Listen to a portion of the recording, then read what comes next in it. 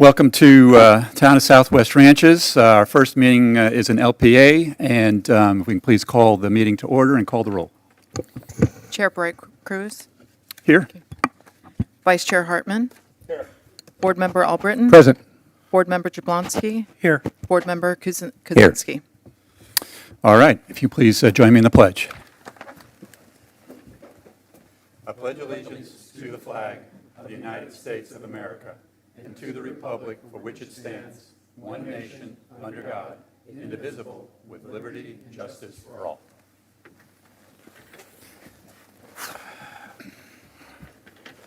Okay, item number 3 on the LPA, if we can please read that in. A resolution of the local planning agency of the Town of Southwest Ranches, Florida, making a recommendation that the Town Council adopt an amendment to the text of the Town of Southwest Ranches Unified Land Development Code relating to outdoor lighting, providing for an effective date. Motion approved. Second. We have a motion and a second on this item. This is an item that we've been working on for quite a while. It's a very, it has its challenges, and so we've been working on it. It may not be the last time you see it, but I feel comfortable that it's a big improvement of what we had before. So we'll continue forward. And any comments from the council or questions from the council on this item? Or the board? Just want to thank the board for all their hard work. They've been working on it month after month, I know. Thank you, Jim. Good comment. Is there any public comment on this item? Seeing none, public comment closed. We can please call the roll. Board Member Albritton. Yes. Board Member Jablonski. Yes. Board Member Kuzinski. Yes. Vice Chair Hartman. Yes. Chair Cruz. Yes. And then item number 4 is the approval of the minutes from November 21st of last year. Motion to approve. Second. We have a motion and a second. And I think we have an adjustment. Do we? Board Member Kaczynski, you got? I have one little correction. Yeah, please. On the very first page, the second paragraph, last line, Vice Chair, Kucenski. Very good. Thank you, sir. That's important. All right, that's it. All right, so can we adjust the motion in the second for that correction? Yeah, I made a motion so Likewise. to include the correction. Second. Very good. Yeah. Very good. All right. Is there any public comment or any adjustments or corrections from the public? Seeing none, if we can please call that roll. Board Member Jablonski. Yes. Board Member Kuzinski. Yes. Board Member Albritton. Yes. Vice Chair Hartman. Yes. Chair Cruz. Yes. Motion to adjourn. Very good. So we'll adjourn the LPA and we will go into our regular town council meeting for the evening. If we can please call the roll. Mayor Cruz. Here. Vice Mayor Hartman. Here. Councilmember Albritton. Present.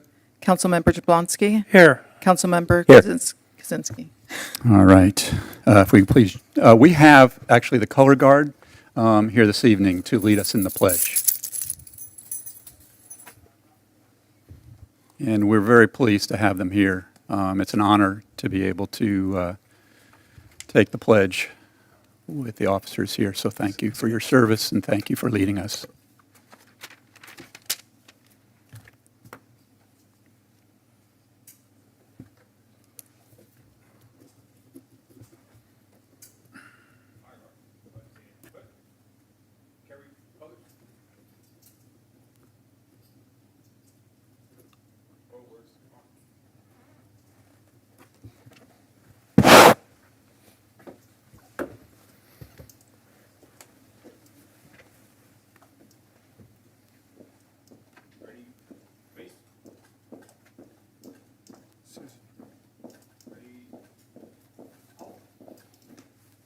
Present colors.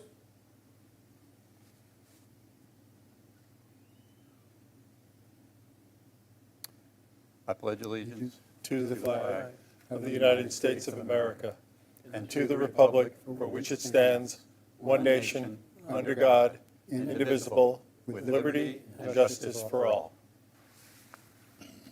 Order. Colors. Detail. Right. Face. Forward. March.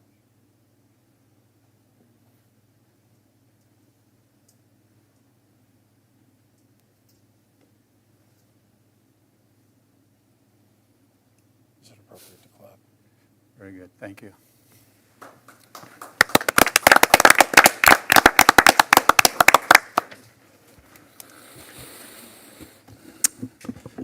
All right, we have a number of proclamations this evening that we want to read into the record.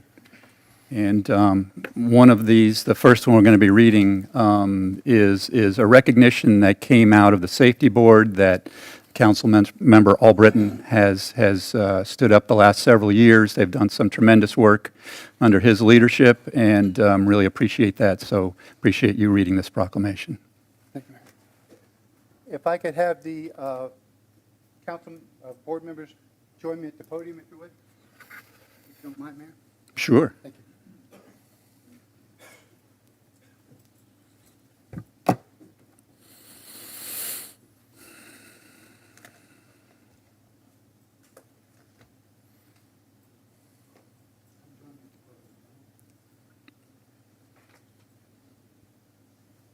Thank you, Mr. Mayor.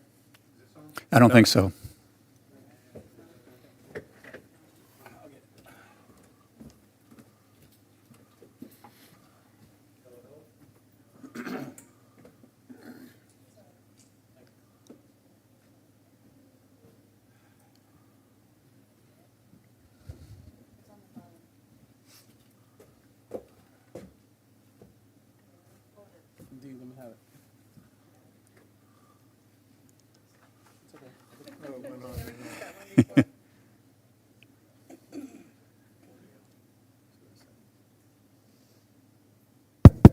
There you go.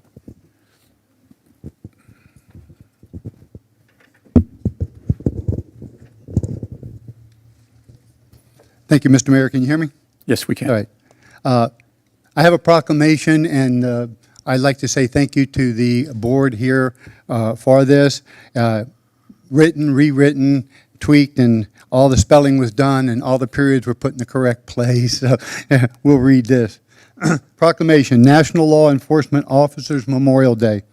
Whereas, in 1962, President Kennedy proclaimed May 15th as National Peace Officer Memorial Day, and the week in which May 15th falls as National Police Week.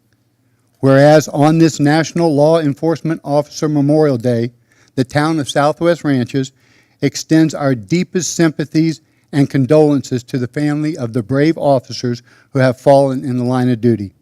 We greatly appreciate these officers who went above and beyond, and in doing so, gave the ultimate sacrifice. May they rest in peace.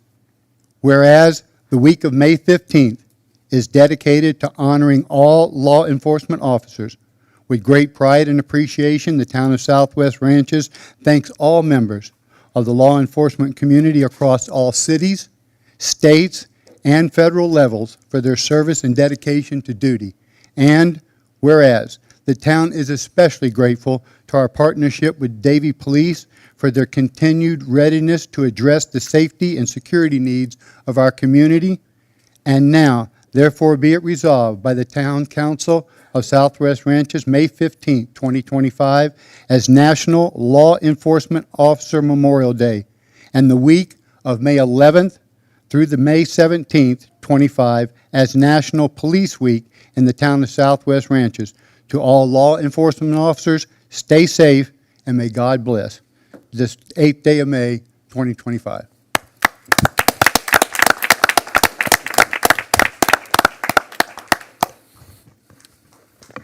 I just want to add a couple of comments to that. First of all, thank you to the board. Appreciate you organizing that recognition.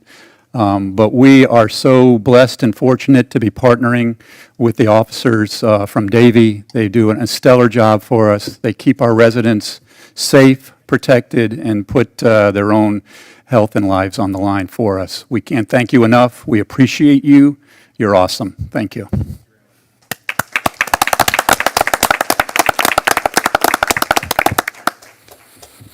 Okay, a proclamation for National Health Awareness Month. Whereas NAMI Broward's mission is to enhance awareness and provide programs in Broward County that support a world-class system for the treatment and recovery of individuals facing mental health challenges. NAMI Broward delivers support, education, and advocacy to nurture better understanding, coping strategies, and positive outcomes for people and their families navigating the complexities of mental health. And whereas mental health conditions are treatable health concerns that are widespread and manageable, and whereas comprehensive health care encompasses mental health care, which must be accessible to all individuals respective of race, gender, age, sexual orientation, socioeconomic status, values, and cultural beliefs. It is vital that these factors are integrated into treatment, allowing the community to become a bastion of support. And whereas the breadth of the mental health crisis affecting both children and adults is profound, 1 in 5 adults will encounter a mental health challenge in any given year. Half of all mental health conditions beginning by age 14 and 75% by 24 years old. Prompt intervention leads to more favorable outcomes. And whereas half of the children and adults living with mental challenges never receive transformative treatment due to barriers of care and stigma. The resilience and recovery journey of individuals diagnosed with a mental health condition should be celebrated rather than stigmatized. And whereas mental health challenges are not criminal issues, nonetheless, individuals with mental health diagnoses are disproportionately represented in jails and prisons. NAMI commends the implementation of crisis intervention training for law enforcement officers, diversion programs, and mobile crisis response teams that effectively reduce involvement in the justice system and enhance safety. And whereas individuals experiencing mental health challenges are capable of leading meaningful lives and contributing significantly to society. Communities aid those with mental health challenges by ensuring access to quality care and appropriate supports. And whereas NAMI Broward County observes the month of May as Mental Health Awareness Month to raise awareness of mental health, to encourage those living with mental health illnesses to seek help and to be uplifted by our message, "You are not alone." And now therefore be it resolved by the Town Council of Southwest Ranches, the month of May 2025 as Mental Health Awareness Month. Awesome. Thank you, Catherine. Appreciate that. We also have a proclamation for the Jewish American Heritage Month, Mayor. which is also in May. Yes. Yeah, can you hear me? Okay. I think we have representatives from NAMI here that I wanted to accept. the Oh, proclamation. please. I didn't apologize. realize. Yes. Thank you for coming. My apologies. Oh, no, not at all. Thank you. Great. Do we want to get a picture, or you have some few words to say? Yep, All just right. a few Great. words. Again, thank you for having us here. We really appreciate it. So thank you to Mayor Steve, Vice Mayor Hartman, the commissioners and the staff of the town of South Ranches. So we really appreciate it. And just for the recognition, for understanding that, this month is, Mental Health Awareness Month. So we are very honored to receive this proclamation. Awesome. Well, we appreciate you being here and bringing this forth to us. So let's go down. Let's take a picture. Thank you. Just to add on to what Ms. Eunice just mentioned, I think it's just important to recognize that NAMI offers free education advocacy to all residents. This is a national, the month of May is national, but there's no charge for anyone who ever needs mental health services from NAMI. So that's really important because not everyone can afford the services and health and mental health care. So please keep that in mind, those in the audience and yourselves. Thank you so much. Thank you.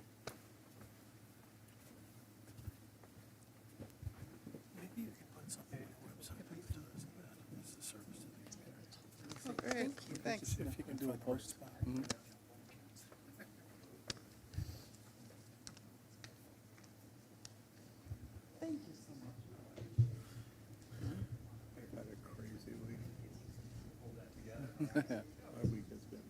You're always, all of always. I hear you. No, you're always nonstop.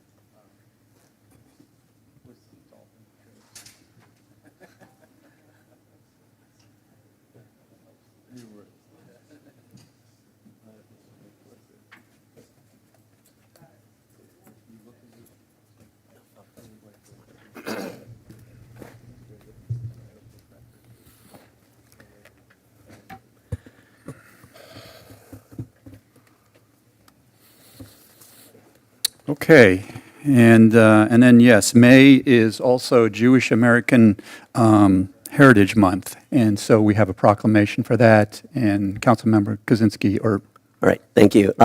Folks, years ago, in a conversation with my mother, I found out that I do have Jewish ancestors in my family tree. So it was kind of a surprise, but, you know, I embrace it. I embrace it. So in lieu of this, I'm going to read in the proclamation. Whereas this month we celebrate the enduring heritage of Jewish Americans whose values, culture, and contributions have shaped our character as a nation. For generations, the story of Jewish people, one of resilience, faith, and hope in the face of adversity, prejudice, and persecution, has been woven into the fabric of our nation's story. It has driven us forward in our ongoing march for justice, equality, and freedom as we recommit to upholding the principles of our nation's founding and realizing the promise of America for all Americans. And whereas, for centuries, Jewish refugees fleeing oppression and discrimination abroad have sailed to our shores in search of sanctuary. Early on, they fought for religious freedom, helping define one of the bedrock principles upon which America was built. Union soldiers celebrated Passover in the midst of the Civil War. Jewish suffragists fought to expand freedom and justice. And Jewish faith leaders linked arms with giants of the civil rights movement to demand equal rights for all.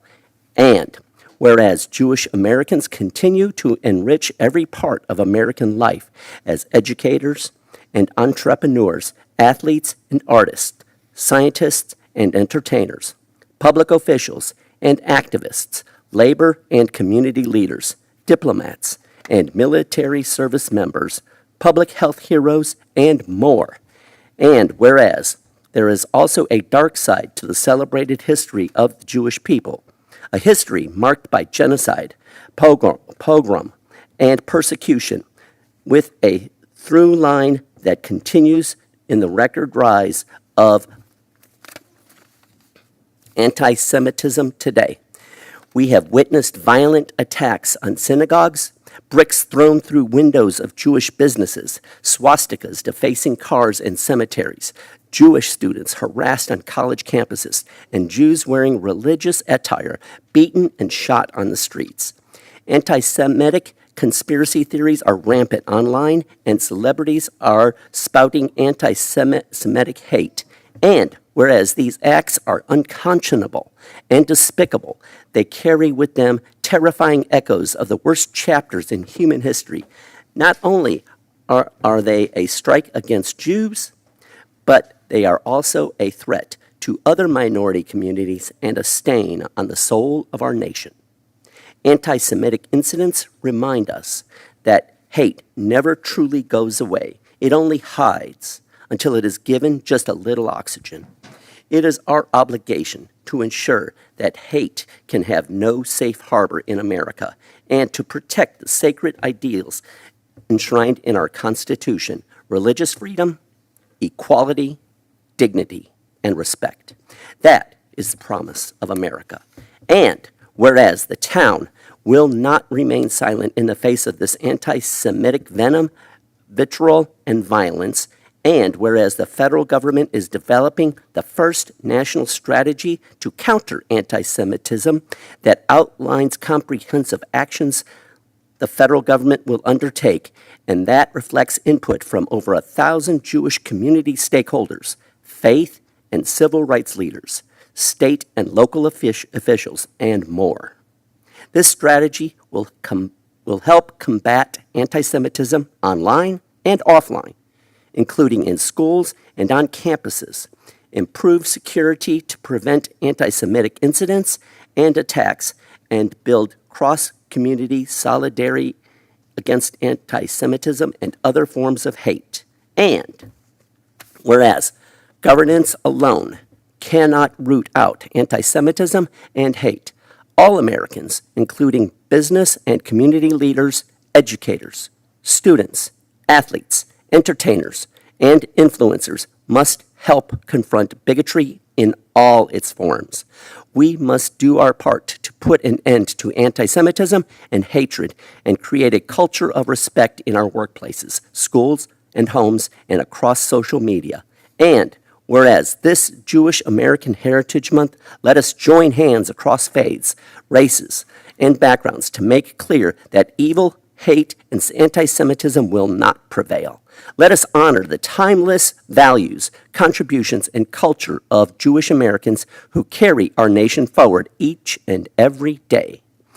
And let us rededicate ourselves to the sacred work of creating a more inclusive tomorrow, protecting the diversity that defines who we are as a town and as a nation, and preserving the dignity of every human being here at home and around the world. Now, therefore, be it proclaimed by the Town Council of Southwest Ranches, the month of May 2025 as Jewish American Heritage Month.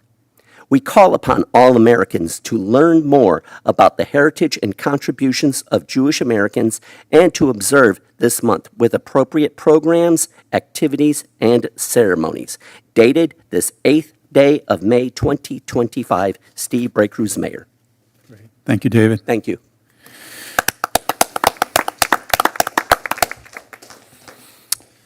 Okay.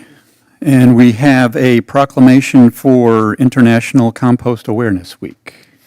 Whereas the Compost Research and Education Foundation, along with countries such as Canada, Australia, and the United Kingdom, have declared the first full week of May to be the annual International Compost Awareness Week.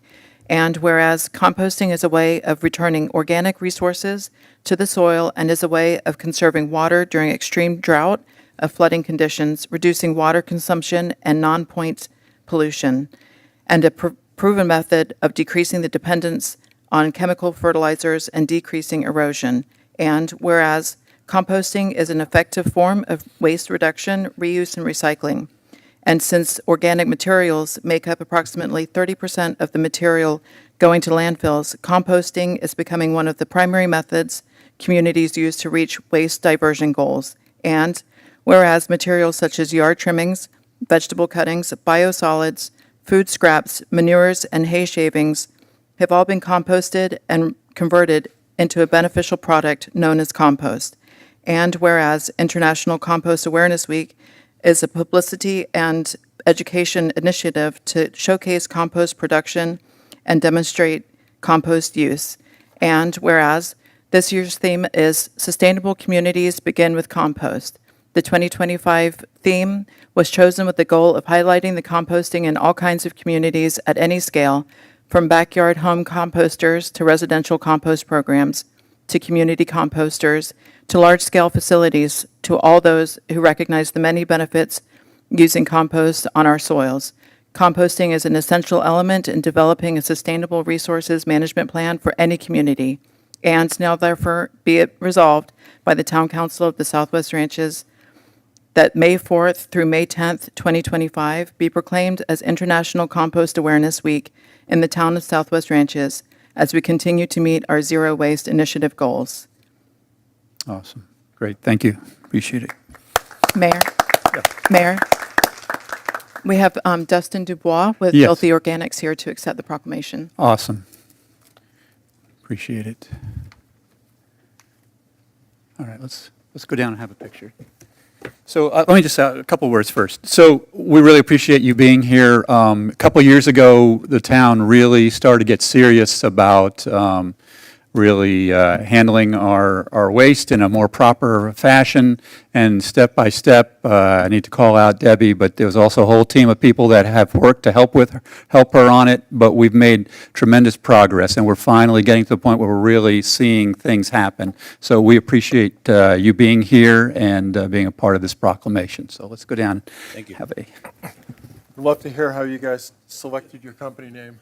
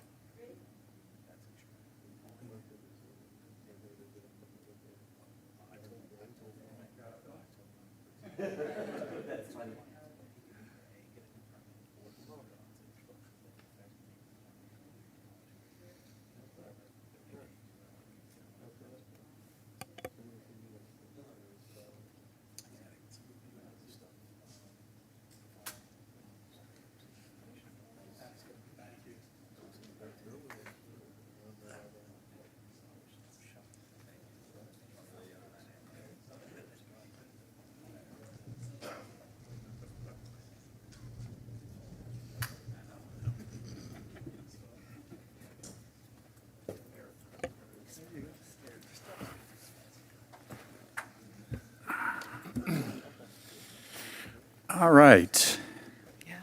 Is Stephen Barnes here? Because I don't recognize, okay, I guess not.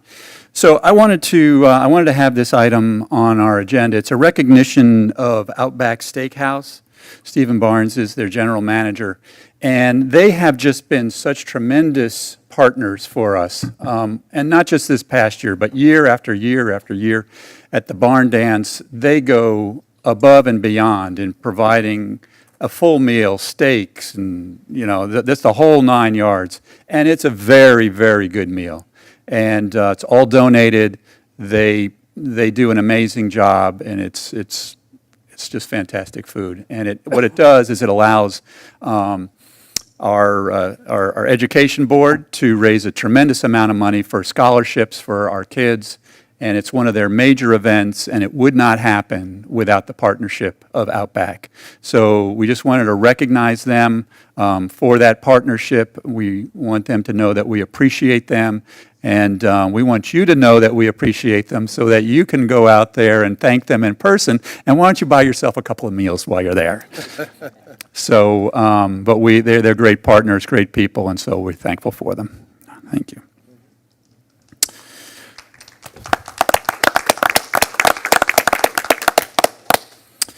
All right, and then finally for this section of the meeting, we have a presentation from Florida Power and Light. We have, Yes. very good. I should have recognized you. There we go. Thank you. Come on up. Mayor, we have Baldwin English from Yeah. Canal here. It's great to see you again. Good evening, Mr. Mayor and members of the council. Thank you for the opportunity. We're asked to, well, let me back it up several weeks ago, I sent information to Southwest Ranches and some other municipalities here in Broward County where we will be deploying our drone in a box program. So after sending it in, I spoke with Russell, and there was a request to come and make a presentation here. So if you bear with me, I'd like to just share a little bit more detail for your benefit and for the benefit of your residents and attendants, and I guess, is it televised? Maybe those that are, so potentially the billions of people that may be watching at this moment in time. Exactly. So I just want to give you a little bit of background just so you have the context of why this drone in a box program is something that we are looking forward to deploying here.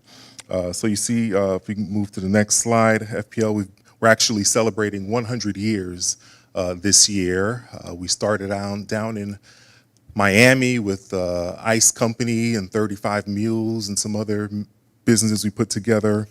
And over the years, we have continued to invest in our grid, as well as the technology that we use. Our goal is to provide reliable electricity through a diverse energy mix, and while keeping bills as low as possible. The next slide shows that, we take very seriously our relationship with our local leaders in terms of the county in particular. Everything we're talking about is restoration, right? So we have certain critical infrastructure that is designated to come back online first. So we work with the county to identify what those may be. It could be hospitals, major roadways, certainly lift stations, and those types of things are usually on that list. And we want to balance that also with getting the lights on as quickly as possible. The next slide shows that we take storm preparation and restoration very seriously. We're in the midst of our what we call a dry run. If you look at my emails, it looks as if there is a huge hurricane brewing somewhere over, because we're going through the processes right now just to make sure that our technology is working well, our communication is working well, and correct any mistakes beforehand so that we can be as efficient as possible when the storm comes. Certainly, if you visit fpl.com/storm, you can find out more information on that and what you can do individually.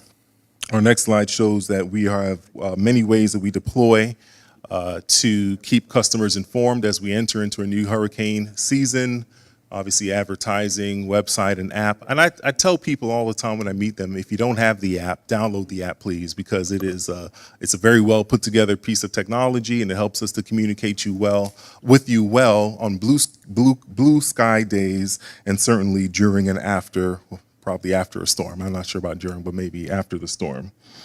And if we go to the next slide, it shows that our process, again, we're talking about restoration, is designed to restore the greatest number of customers as quickly as possible. So, for those of us that have been around South Florida since Andrew's days, right, 1992, I was here. If you consider that great storm and how devastating that was, particularly to the folks down in South Dade, fast forward to 2000. I'm sorry, I will be as quickly as, I'll try to hurry this up here. 14 and 15, if you look at those years, after that, we've really been deploying a lot of investment in our infrastructure. And our process is to, again, get as many people on as quickly as possible. We do that, the next slide shows, by really deploying teams about 4 days before a storm even comes, right? So we analyze the storm, what's happening, we go through damage forecasts, and we begin to communicate with our customers and stakeholders. The next slide shows that we also deploy our mutual assistance teams. We certainly have many thousands of people that come in to help us restore power. We have staging site agreements throughout the county and throughout our territory, throughout the state.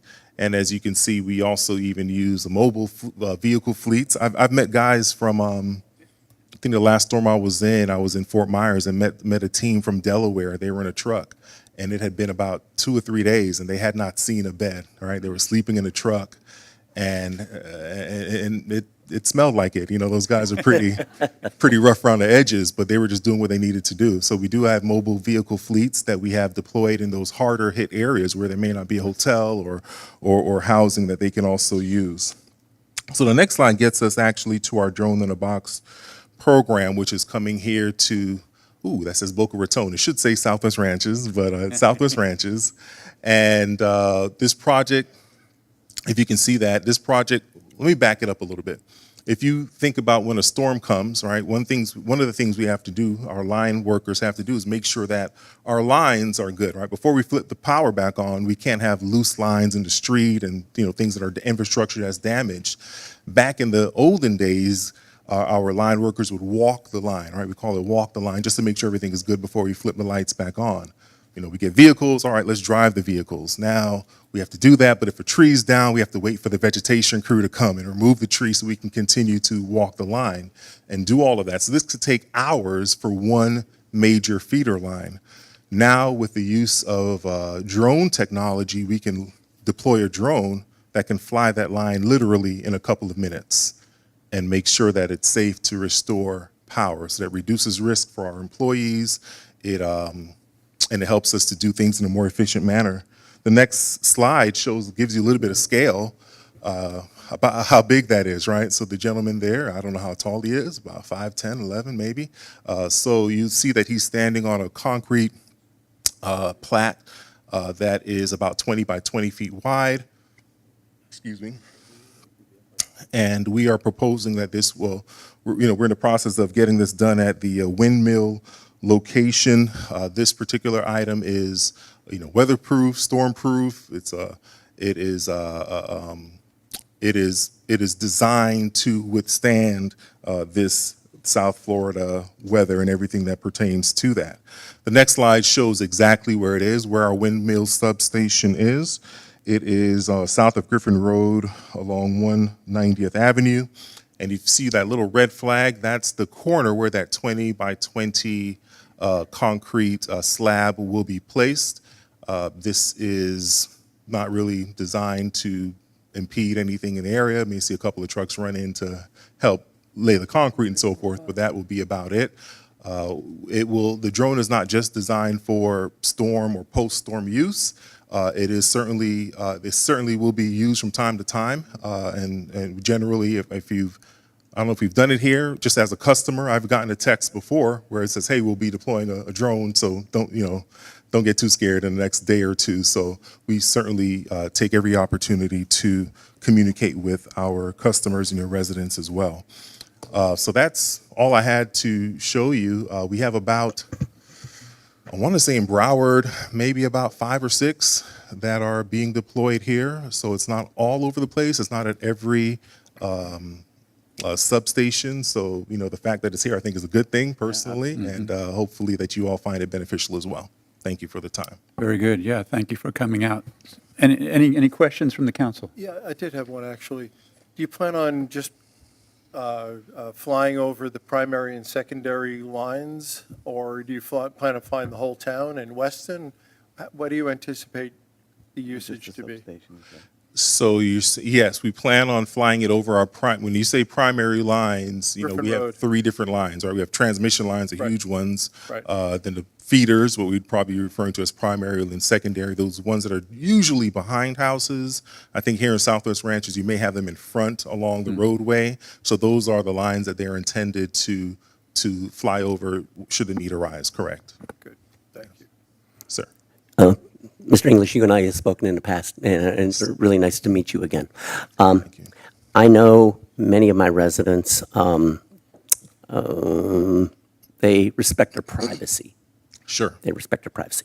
And I had a phone call from a resident up the street from me who was complaining that there was a drone flying over her home, and she felt a threat to her privacy. Now, my question is this going to actually be used home to home at all? Home is not designed to go home to home. All right. It's designed to walk the line, Okay. just travel on the lines. That's good. That's good because these folks really respect their privacy, and I really sympathize with them for that. Sure, I understand that. So I really thank you. That's fair. Thank you for the question. Yeah, so is the primary use of it after a storm, or is that its only use? I mean, are there other uses, times it will be used? That is the primary use. I mean, the use is ensuring reliable service, right? So Okay. certainly after a storm, on a blue sky day, it certainly can be used to, look at the vegetation, to see if maybe there's a transformer that's running hot or so forth. There's a lot of heat thermography type Gotcha. of technology based into it Right, as well. So right. it has different uses, all aligned, all centered on making sure that our residents have power. And as we're in the middle of, we're fortunate and appreciate this, we're in the middle of the process of having our lines put underground for a good portion of the town. Yes. So will that kind of reduce the need for it to be in more of the interior areas of the town, or is it still going to be used? Yeah, so going back to Vice Mayor Hartman's question, as those, what you refer to as secondary lines, those lateral lines that are running up and down your streets that drop to your homes, those are the lines that we are undergrounding, not the Right. secondary lines. So as those primary or lateral lines get deployed, yes, I would imagine that the drone would be seen less over time. Perfect. Good, thank you. Any other questions? Yeah, I have a quick one. The transmission lines that come in off of 27 from the big substation that's in the southwest corner of our town Yes, and goes to, I guess it goes to Port Everglades or something like that. I haven't told- probably, yeah. It's pretty substantial amount of power going through there. Well, that's normally, I have some property underneath there, and I've normally seen it inspected by helicopters flying sideways Oh, okay. along. Is this going to replace that? I don't know 100% sure. I would guess yes, but I don't. I mean, this don't is know like an for certain. annual thing, like inspecting the lines. Yeah, if it's up to me, you're asking me, I would say yes, because it's going to probably do the same thing, right? They're putting eyes on it. The drones are designed to do the exact same thing, whether they are the ones that you've seen there. We also have fixed wing drones that we use for kind of broader mapping as well.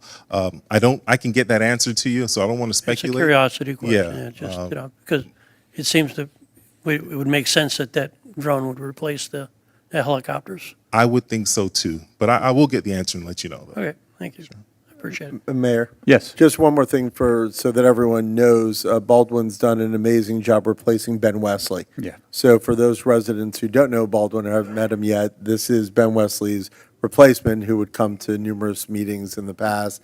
So, welcome to a town meeting. And also just a reminder, when Ben left, he made sure that Country Estates Park was designated as a staging area and gave us the guarantee that Southwest Ranches would come back on line faster than anywhere else in Broward County. Okay, well, I'll have to He said that just as he was walking out the door. consult with Ben on that one. Southwest Meadows Reserve. So just as a reminder of that promise to the ranches. I will make note of that. Thank you, sir. Thank you, sir. That's your welcome. Just one other quick shout out. I remember I got in touch with you a few months ago about taking care of some of the vegetation out west. Yes. The crew was out there for a couple of weeks. They did an excellent job. Thank you. Glad to hear that. Thank you. I'm happy to be of service in that regard. Thank you. Thank you. Awesome. Great. Thank you so Thank you much. very much. Very good. All right, public comment. Sure, Mayor. Tonight we have two speakers. Danelle DeFonso is first, followed by Rex Alistair second. I apologize if I mispronounced.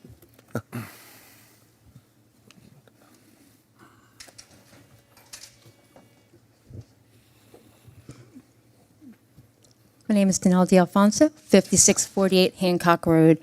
I'm here speaking tonight about the speeding that's going on.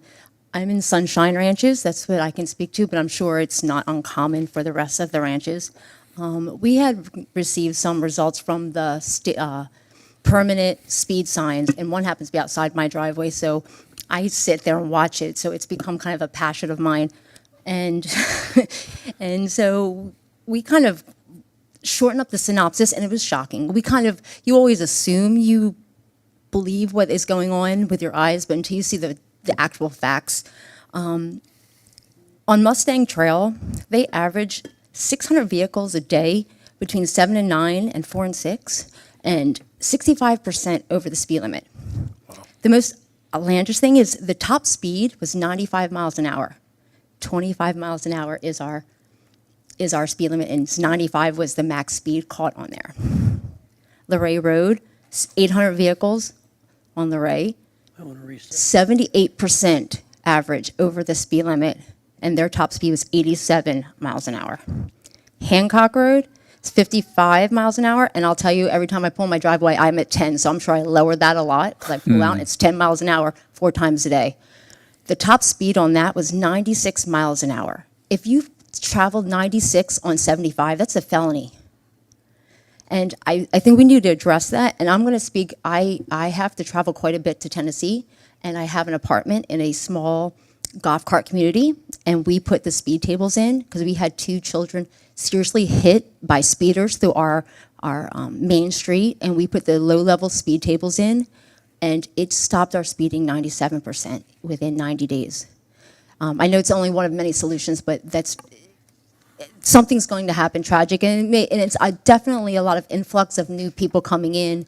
On Mustang Trail, somebody on the ranches, Sunshine Ranches, HOA said his neighbor tries to break the land speed record every day by driving past it. So that's the type of mentality some people have within this neighborhood that have moved in that don't really see the rural as what rural is. So I just wanted to make sure you're very well aware, and we can address that more sooner than later.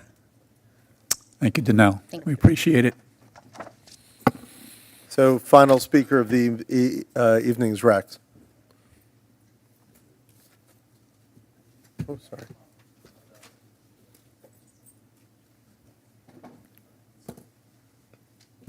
Forgive me writing in my chicken scratch.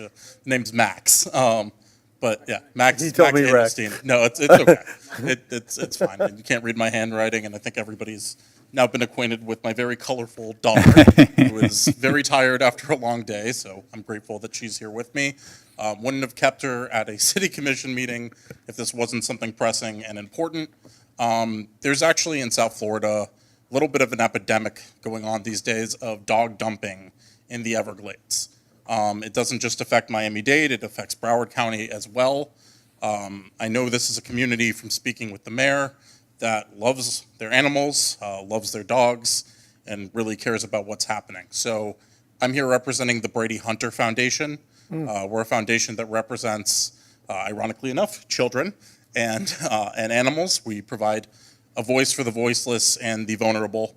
And one of our major projects and aspirations is to build a multi-acre dog sanctuary. or a underdog sanctuary, if you will. Basically harder to adopt dogs, languish in shelters for years on end, and often are never adopted. So our goal, and we had a meeting with the mayor earlier today to go through this, we would like to be able to build this multi-acre facility and sanctuary in Southwest Ranches to provide you, Mayor, with an update publicly. We had a great tour of property here. We are very much interested in potentially procuring that land, and we'd like to work with the city and multiple stakeholders and anybody who wants to get involved in helping us create, turn this dream of ours and our foundation into a reality. So that's really what we'd like to do, and I think we can generate the means to do so. And if we pull the community together, we can create a really beautiful thing that's the first of its kind in South Florida and do it right in Southwest Ranches. Awesome. Yeah. Thank you, Max. It was great meeting with you today and Josh and the team, and just be able to talk through some potentials. Sounds like you had a great meeting afterwards on potential land. That's exciting. But the ranches, we're all about our animals. We love our animals. They're part of our family, and protecting them is very important to us. So it sounds like a great opportunity for us to partner with Brady Hunter Foundation and be able to really build something special together. So I'm sure we'll be hearing more about this. I know we're committed to it. I know you all are committed to it, and it's exciting. I think it's going to be volunteer efforts for our kids. Volunteer efforts, the whole nine. We'd love to get the community involved as much as possible, but not just that. Ultimately, the goal is to get some of these dogs adopted. So if we have the property and these dogs become happier, they're more viable to adopt, and we can keep on getting dogs into the facility no matter how much, time goes by. So awesome. We're excited about this, and we hope to work with you all on this project. Great. We're excited as well. Congratulations. Thanks for coming out this evening. Of course. All right, great. Thank you. Thank you. That's it, Mayor. No further public comment. Very good. All right. Any board reports this evening?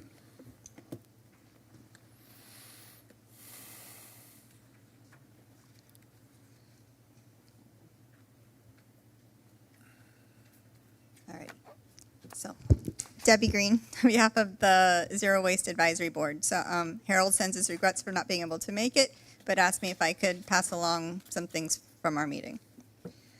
We wanted to share that the Zero Waste Advisory Board hosted a WM recycling tour, which happened a week ago Wednesday. Was very well attended. Again, very eye-opening. You really see that, yes, recycling is happening.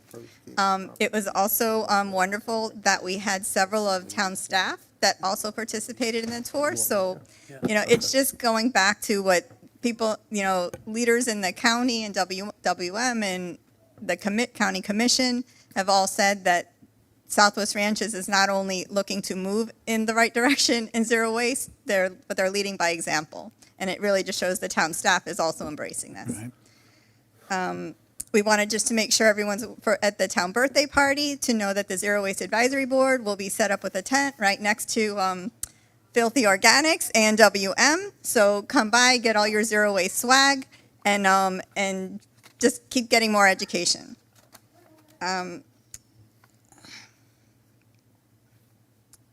And that at our last meeting, the Zero Waste Advisory Board approved the RFP for the zero waste consultant. So we also ask that hopefully that we move on this expeditiously and we can get that ball rolling. And last but not least, we also all are looking forward to working with our newest board member, our new generation, Jessica Hartman. Awesome. Okay. Awesome. So that's that. Very good. Thank you. This is a busy board, folks. These folks are doing a lot of work and making a lot of progress, and it's going to make a change for our future. So it's good stuff. Thank you, Debbie. Okay. Yeah, one more thing? I got one more. Okay. And then this is on behalf of the Zero Waste Broward Task Force. So just wanted to let everyone know our next meeting is this coming Wednesday, May 14th, 7 p.m. at Town Hall. This meeting is probably one of the more important meetings in that we really need to get people to attend so we can strategize and organize in how do we reach out to as many people throughout the county. So maybe at this, at this meeting, we can divide and conquer and figure out how do we reach every city throughout the county to attend. There's the public outreach meetings that have been scheduled by the Broward Solid Waste Authority. So they're now going to, in their May meeting, they're going to have their draft of the master plan, and then they're going to take this, they're going to have 4 public outreach meetings. There's one that's geared towards town staff, city and town staffs, another is geared towards elected officials, and then there's 2 just public outreach meetings. I think probably our focus should be on this June 11th meeting that is going to be geared towards the elected officials. It's going to be held at the Broward League of Cities. It's June 11th. Unfortunately, that is not one of the evening meetings, but it's Wednesday morning, 9 a.m. to 12 p.m. It's being held at the Broward Theater of Performing Arts, a space in there. And I think that's one of those spaces that that's why we just need to reach out to everybody. Because if we can fill that space, so it's filled and overflowing, there is time for public comment. And when they have all the voices and all the people there, they can't be ignored. When you have the same, maybe 25 people that show up at a Broward Solid Waste Authority, and of that, maybe 10 that give a public comment, that's not swaying a Broward Solid Waste Authority in what is the feeling of all the residents of Broward, even though that's kind of what they got earlier on. Right. So it gives us just about a month to figure out how to reach everybody to be at that meeting. And then just kind of like the composting. Now the town is, we're moving forward with a pilot compost program. If we can make sure that is in one of these plans, that's included right now. I think it's included in every one of the options of the Broward Solid Waste Authority in the master plan, but we need to make sure that's there, because if we're removing, I think what Catherine said, 35% of this from the landfills, because we include that in the master plan to compost, they need to hear the voices of everybody, and then also to make sure that they hear the voices, we don't want any new incineration included in their master plan, which won't be necessary if we move forward with this kind of composting and remove 35% from the landfills. Right. Great. Thank you, Debbie. This is, folks, we've been talking about this for the last couple of years, working on this, and this group has been doing just a stellar job of getting the word out, and I think a lot of folks have heard about it, but as Debbie just mentioned, now is the time. Now is the time. We're coming down to the very end of the draft master plan that the SWA is putting together. That's the plan that's going to be in place for the next 40 years. That's the plan that's there for the next generation. And we have to speak now. And the meeting that Debbie mentioned is a meeting that's specifically for public officials to come and to hear the plan and the public response to it. That's where we need to be. And it's critical. It's critical for our town. It's critical for our county. And frankly, it's critical for the next generation. And so I would really encourage you to come to this meeting on the 14th. We'll organize that, and we'll move forward, and we'll speak as loud as we can. We need to. This is important. This is really important stuff. And so I just really encourage you to mark that on your calendar and do your best to be there to support. And thank you for the team for all they're doing. Mayor? Yes. Just for clarification on the record, is the meeting the 11th or the 14th? So go ahead. Please come up to the mic again. So we're now looking at our calendar. The Broward's, what do we call it? The Solid Waste Authority? Zero Waste Broward Task Force meeting is May 14th. So at this meeting, it's May 14th at Town Hall. Next week. Next week. So this is where we need to strategize and organize. How do we reach out to everyone throughout so we can fill that space? And then the meeting that we need to make sure that we are at is June 11th at 9 to 12 a.m. 9 to 12, I think. 9 to 12 a.m. at the Broward Center Performing Arts, some space there. Thank you. Thank you. Thanks, Keith. All right. Any other board reports? Okay. Seeing none. Council member comments? Yeah, I'll go, Mayor. Okay, thanks. Start everything off for everybody. Just a couple of things of note. as we're winding down towards the summer. But we've got the big birthday bash on June 7th. Need to constantly remind everybody about that. It's going to be really good. It's our 25th year in existence as a town. We're going to be starting it with a parade. We have water slides, we have dry slides, we have barbecue, we have a lot of giveaway Chotsky stuff. We have T-shirts, we have politicians ready to Yikes. do something. We don't know. Who's coming? Probably throw water balloons at them. But no, I'm just kidding on the water balloons. So don't anybody take that one seriously. Thank you, Gary. Yeah. Great idea. Volunteering, Gary. He's going to wear a bullseye Yeah, I'll shirt. volunteer, play dodgeball. But at any rate, it's the birthday party's at the barn at Rolling Oaks. I'm sure the town's going to have the light boards set up a week in advance or so, correct, to guide everybody there. So we're really looking at for a good turnout. Everything is free. There's no charge for anything. We have a lot of food, a lot of goodies, cookies that I'm real happy about, and stuff like that. That's an inside joke. But anyway, so I urge everybody to come and participate. You'll have a really good day on that. Another item of note is the scholarships. They're due by the end of this month. So any of the students who want to apply for the scholarships need to be doing it now, if you haven't done it already. I'm not sure what the amount is raised, but I'll find that out at the next Education Advisory Committee. But the advisory board has done a tremendously great job in generating the funds through the flocking, through the Events. giveaways at the, not giveaways, sorry, the silent auction at the barn dance, and through various other charities. And they've done just an outstanding job, like they've done every year.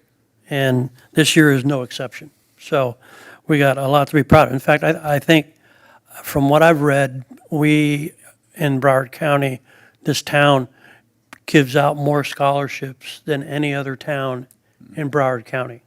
That's what I read that. I read that somewhere, and I can't remember where. It was one of those things like, I need to copy this down. Right. And then the phone rang, Yeah. and it was all over after. And we only have 8,000 people. Right. Yeah, and we are one of the smaller municipalities, but we generate the highest amount of scholarships. It's fantastic. Of course, yeah, which is It's just like, dedication by the yeah, volunteers. it's unbelievable. And it's all done by the volunteers. And they are to be commended tenfold, as far as that goes. Yeah, volunteers, and then also the support, like we said earlier in the meeting, with like Outback and a lot of our vendors around here that partner with us as well. Absolutely, and they're an integral part of Yeah. the whole chain of events to get to that point.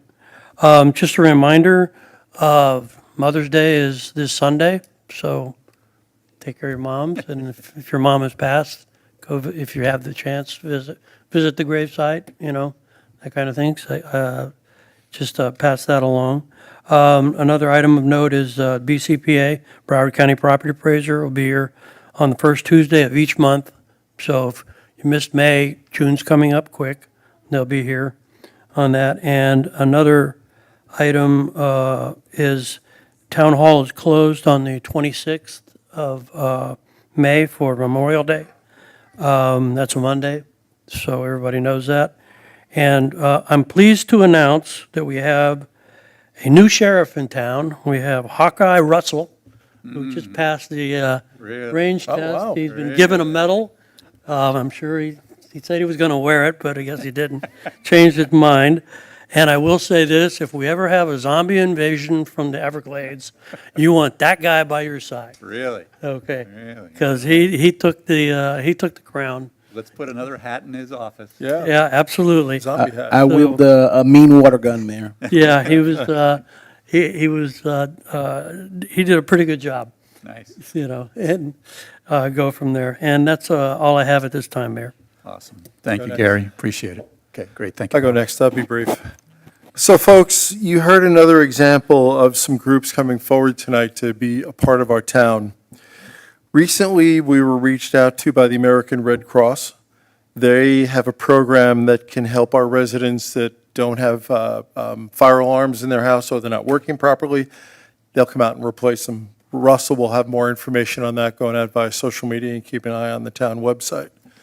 You also heard tonight from NAMI Broward, the National Alliance on Mental Health. They have capabilities that they can provide our community as well, and I've asked Russell to put some sort of a link on our website so that we can work together and get the word out. Because generally, people that are in distress, they're not looking and thinking about a town website, but if they normally go to the town for various things, they're going to remember it's there and perhaps use it. The mayor's been talking about the wildlife rescue a group. They're the ones downtown that are planning on building the facility out on Sheridan Street. Another superlative organization that wants to come make a home in our town. Tonight we heard from Brady Hunter on a dog sanctuary. I love this. They're not going to Pines. They're not going to Weston. They're coming to the best place in town to put all these various things. And I'm just so proud to be here because I'd really rather attract them than the next big business to come into town and find a corner of our town and make it noisy, loud, and polluted. So this is all fantastic stuff, and I keep encouraging Russell to get these folks more and more involved because if they have things to offer to our community, why not? It doesn't cost us anything. The last thing I wanted to talk about very briefly, and Steve touched on it and Debbie talked about it as well, concerning the Solid Waste Authority. Folks, we got involved in trying to combat an incinerator over a year ago, okay? We've had this room full of people coming out to hear what they can do. It's time. Debbie and Steve's on the board, but Debbie and there's a number of people from town that are regulars at the monthly meetings, and they go and they speak their piece. And it's been excellent because they've developed a reputation across the county as Southwest Ranches being the leaders in combating an incinerator. But here's what we're up against. And I work for the state, and I've seen how this stuff goes in the past. They'll listen, and everybody's going to hear what we have to say until the rubber meets the road. There's $1 billion+ at stake in building an incinerator in Broward County. That's not small potatoes. That brings out the country's largest engineering firms that all have practices in building those big ticket facilities.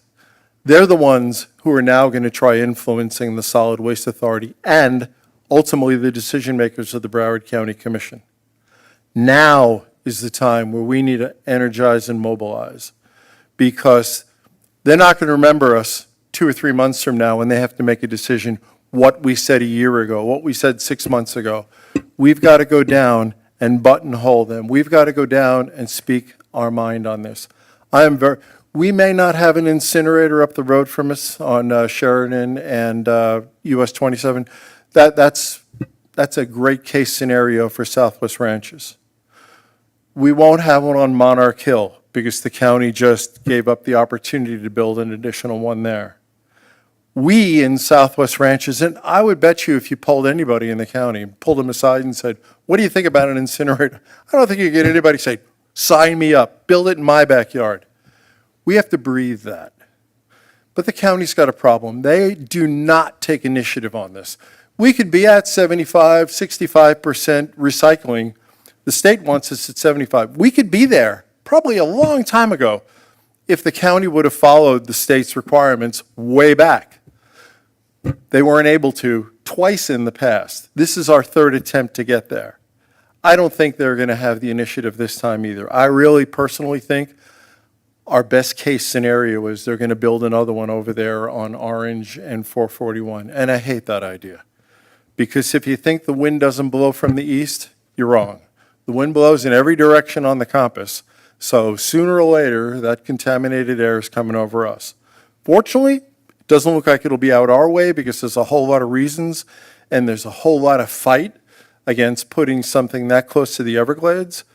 But at the end of the day, they're going to try to do it somewhere. And for everybody to show up, if you can't make it on June the 11th to the public official meeting where we'll probably all be there to speak, then please make it to the public meetings. They'll more than likely be at night, because your voice is so important. And if you're not comfortable speaking, just show up.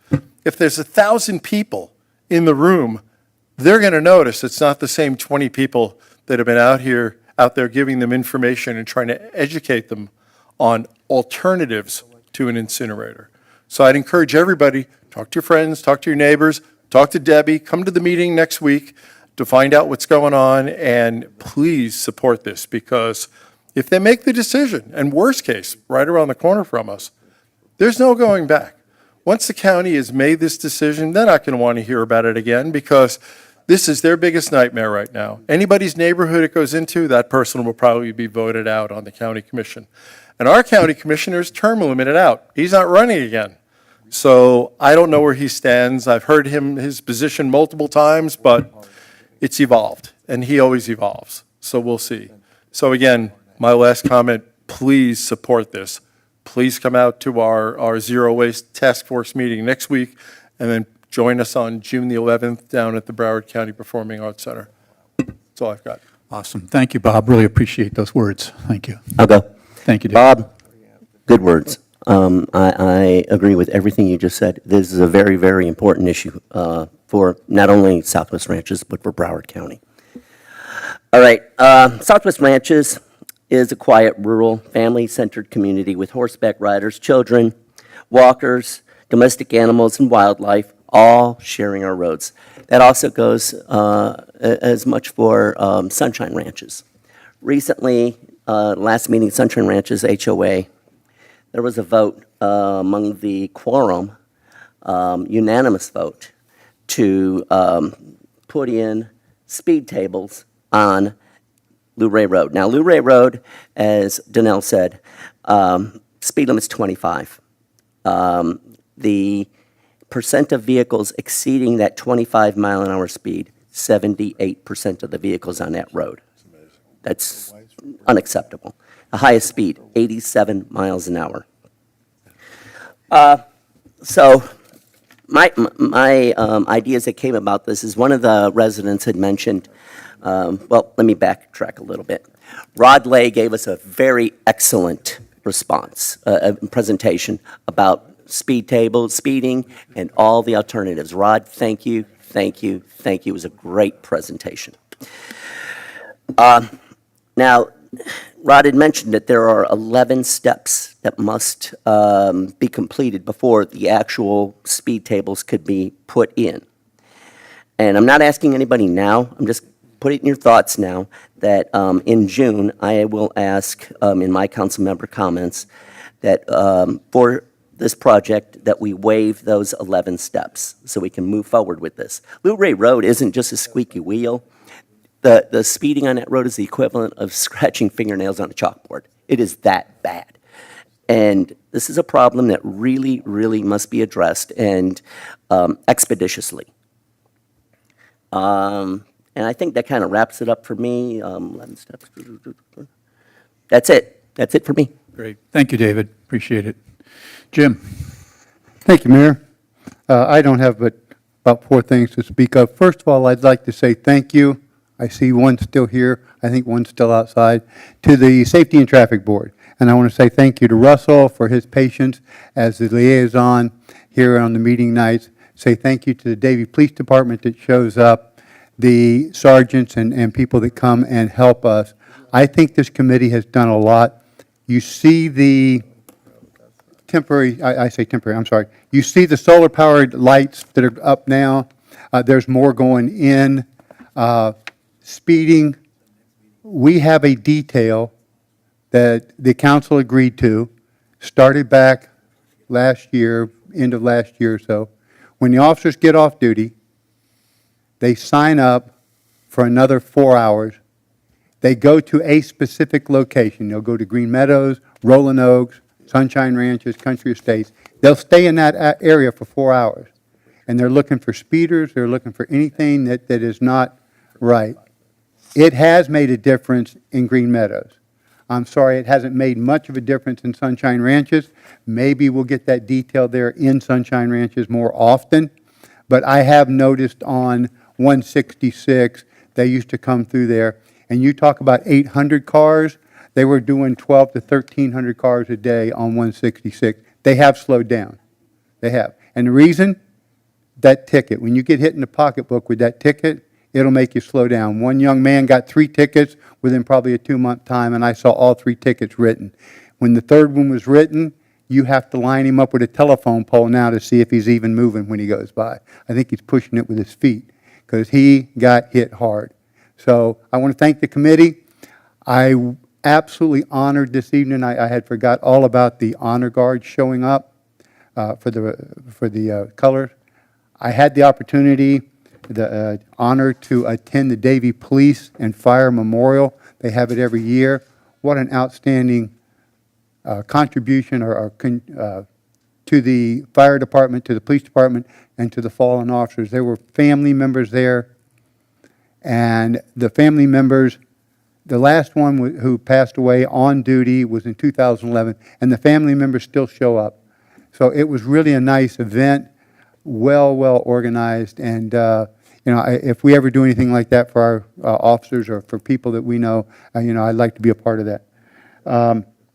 The solid waste, I had a real close member go through the solid waste tour, and when she got home, I asked her about it, and she just couldn't quit talking about it.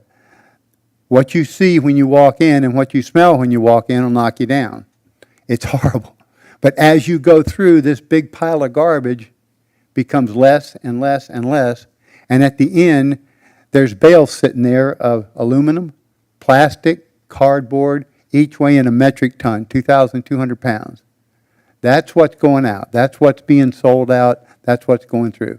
This plant that they're building probably will reproduce, 15, 20 times more, 50 times more than the old plant because they're using new AI technology.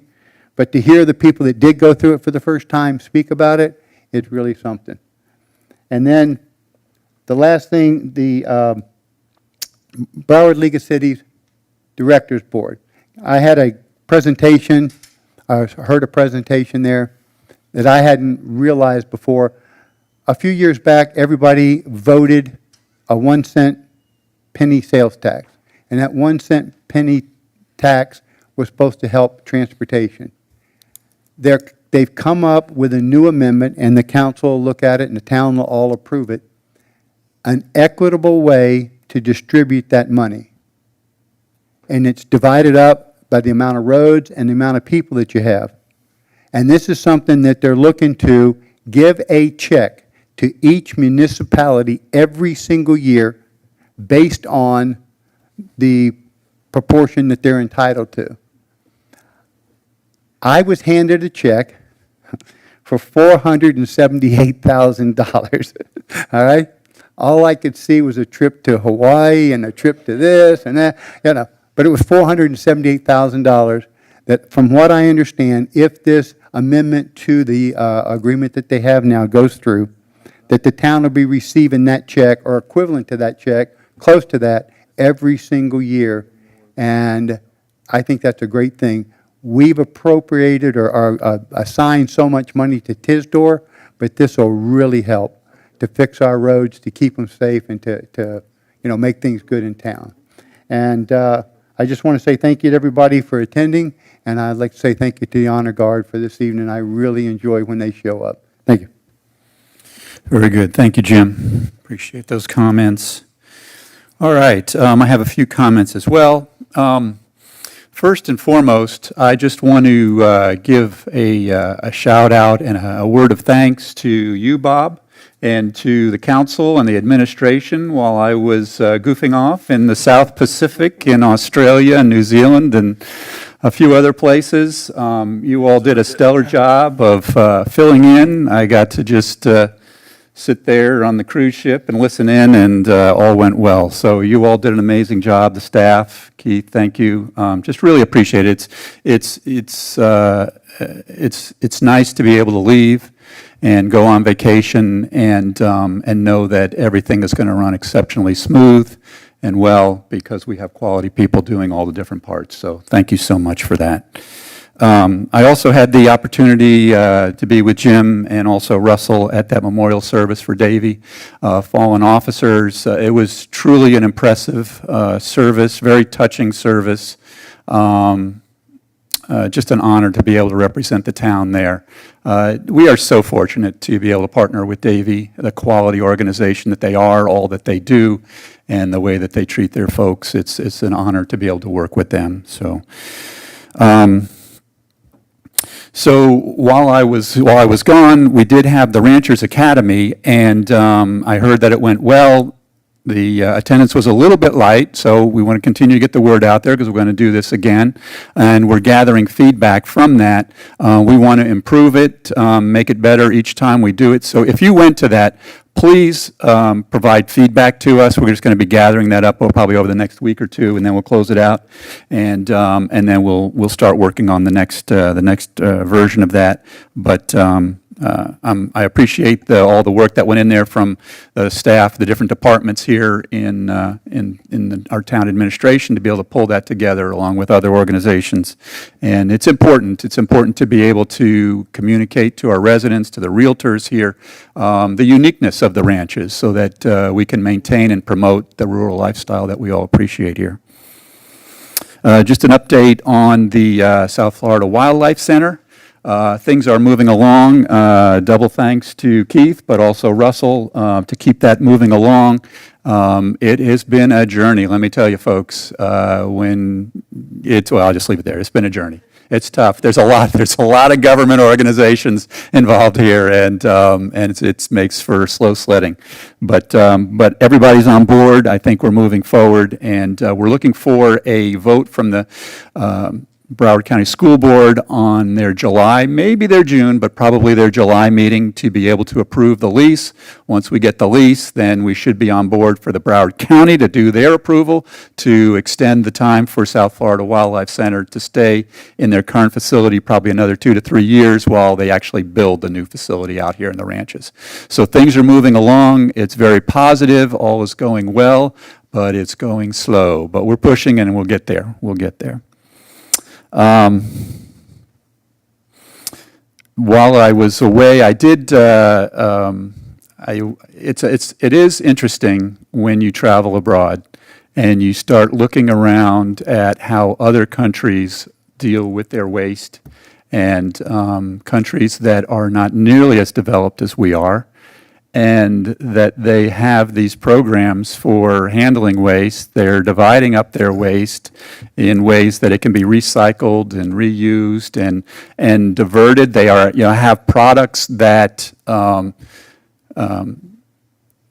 there is no plastic straws, there is no plastic cups, it doesn't exist there. You can't get there. You can't hardly go shopping at the store and get a plastic bag. If you do, you're paying for it, but in most places you bring your own bag or you carry it individually, that's it. And so it's interesting to see all that stuff. I'm going to put together a little PowerPoint on some of the things I saw. One of the things I think you'll enjoy is there's a MRF in a tiny little island, and I think you'll enjoy that even those little islands. What's a MRF? So where the facility where they kind of sort out all the recycles and divide them up and make sure that they can be reused. Thank you. And it was pretty amazing to see, so I'll share that with you when I get a moment to put all that together. And lastly, December, this is for you. So we were in Australia at the moment. We were actually in Melbourne, Australia, and we took a tour of the botanical gardens in Melbourne. So I thought December would love to be here to see this. And so we're going through this garden, and we're looking at all these magnificent trees, and then the leader that is guiding us says, I need to take you to this tree. This is one of our most prized trees. She literally said that. This is one of our most prized trees in the botanical gardens. And so we come around the corner, and what do we see? We see this magnificent Melaleuca tree. right there, and they were so proud of it. It is native to Australia, so it's not an invasive exotic there. And they went on and on how the paper, the bark is like paper, and how the Aborigines would take that and use it as all kinds of things. I remember they would use it as like a bandage, and some of the chemicals actually in the bark itself helps to heal. And so I was like amazed, and I was like, I wish December were here so she could hear this and put Melaleucas in a whole nother light for us. But anyway, so on that note, I will end it there. But I do thank everybody here for allowing me to go and really covering while I'm not here. That was awesome. All right, Keith, legal comments. Sure, thank you, Mayor. First, welcome back. Thank you. Can't wait to see that cell phone bill. The amount of time that you spent on council meetings was enormous, and it shouldn't be overlooked by anyone in the community, how Thank you. engaged you were from being away. Secondly, you mentioned it, and it was on my list also, South Florida Wildlife. Please speak to the mayor about this if you don't know what he has done to try to get this organization to Southwest Ranches. It's going to be one of the best deals, that the town will ever see in terms of education for students and ability for residents who find wildlife that need rescuing to have a local place to drop them off and know that they're going to get exceptional treatment. In other things that I have on this, obviously, congratulations to Russell on winning the shooting contest. Gary, he called me right as he was leaving to tell me that he beat you. So better luck next time on that. We're getting closer on the sale of the CCA property. The only thing that is left right now, we were on a call with Congresswoman Wasserman Schultz's office this week, is a ridiculous rule from the Army Corps of Engineers that speaks about federal water flow. There's a drainage canal in the back of the property where the cows that are on the property drink. It's connected to absolutely nothing. It's just a old drainage canal, and the federal government has to make a decision whether or not that connects to a federal waterway. And as a result of that, they've now been 2 years, I think, in the permitting process with Army Corps. So thank you to our Congresswoman who's agreed to take it on. It's one of those things that was like, please just, get us out of this. And she directed her chief of staff to actually work on it, and we've already had meetings, and it looks like it's moving in the right direction. Once that is done, we are fully set up to close the deal because that is the final permit to get.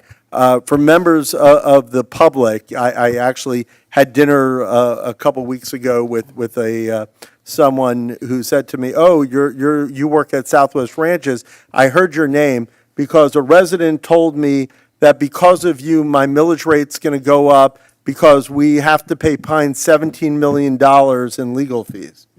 And I said, I have no idea what you're talking about, but that is close to the amount of money we're getting for this CCA property that we bought as a conjunction with all that litigation, which again, to remind the residents, will make us probably the only municipality, I think the only municipality in Broward County that will be completely debt-free once that sale takes place. So congratulations, we're almost there, almost at the end.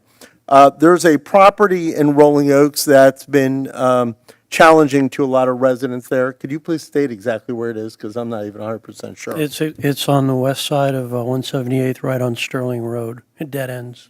So that property has been utilized by a nursery, by a landscape business that claimed it was a nursery and was using it for meeting of all of its employees, driving in and out constantly and creating major headaches for Rolling Oaks. The town won a very big judgment against that property this week. And just to read you the top of it, only vehicles and equipment solely used for on-site cultivation of farm-grown products on the property can be stored or placed on the property. Landscaping vehicles and equipment which are utilized for off-site uses shall not be stored on the property. It goes on further from there. As a result of that judgment, the property owner filed eviction against their tenant because it was a tenant landscaper who was there. They sent us copies of the notice of eviction service, and they are working with us because as a result of this judgment, they don't want that code enforcement violation to rack up even more fees after they lost that case. So congratulations to the town and Rolling Oaks for hopefully resolving that issue after several, years. almost a decade. Yeah, years battle on that. Every 10 years. Other than that, that's it, Mayor. Awesome. Thank you for that update, Keith. Russell? Yes, Mayor, just have a couple of quick things. One is an update on the Southwest Meadow Sanctuary Restroom Building. So we had been working with the Health Department to garner approval to move forward and start constructing that facility. Unfortunately, we ran into a snag with the Health Department. They would not confer approval on it because they are citing a section of Broward County Administrative Code that says that if there is a nearby sanitary sewer system that the town would need to tie into it. If you recall, our plans called for a septic system out at that restroom facility. We tried to argue that, we have nuances in the code that we read into it that would suggest that we would not have to adhere to that. I enlisted Keith Polikoff to try to assist with fighting that fight along with the health department, or against the health department on this issue. We even tried to get the city of Sunrise to write us a letter to help us, make our argument. Unfortunately, the health department is insistent. They're not budging on this. So we have to essentially, at this point, if we want to go vertical and start the construction out there, we need to, garner the health department's approval, and we will need to tie into the city of Sunrise sanitary system. So in order to do that, we will need to issue a change order. I know nobody likes to hear that, to cover the cost of the design change and the construction change to eliminate the septic system and instead install the sewer lines and a private lift station and force main to connect to the Sunrise force main. We anticipate that the net effect should not exceed a total of $166,000 between the change order for our contractor, which is East Coast Builders, and the architect CPZ. So what I'm seeking tonight is support to authorize a change order for each of these vendors not to exceed $166,000 in total. And what I will do, and designate that the money shall come from unassigned fund balance. And what I will do is still come back with formalized change orders. But I just wanted to give you the heads up, advance notice, and also seek your approval to move forward so we can get this building under construction. Very good. Is there any I have some comments on that. I don't know if anyone else has some comments I want to make. Yeah, I actually, this is an interesting thing. It does cost us an extra, significant amount of money. My perspective on it is honestly that this is a better solution. I did not really oppose this when I heard this. I think hooking up to a sewer system and water system there is this is a public restroom, and it's going to be used heavily. And I think actually at the end of the day, we'll be glad that we spent the extra $166,000 and do this like a professional commercial kind of facility which it really it's going to be its use. So I actually am. I hate to say it, but I'm actually kind of pleased that they kind of made us do the right thing. And so I'm not worried about it. I don't like spending the money, of course, but I don't think it's wasted money at all. I think it's money well spent.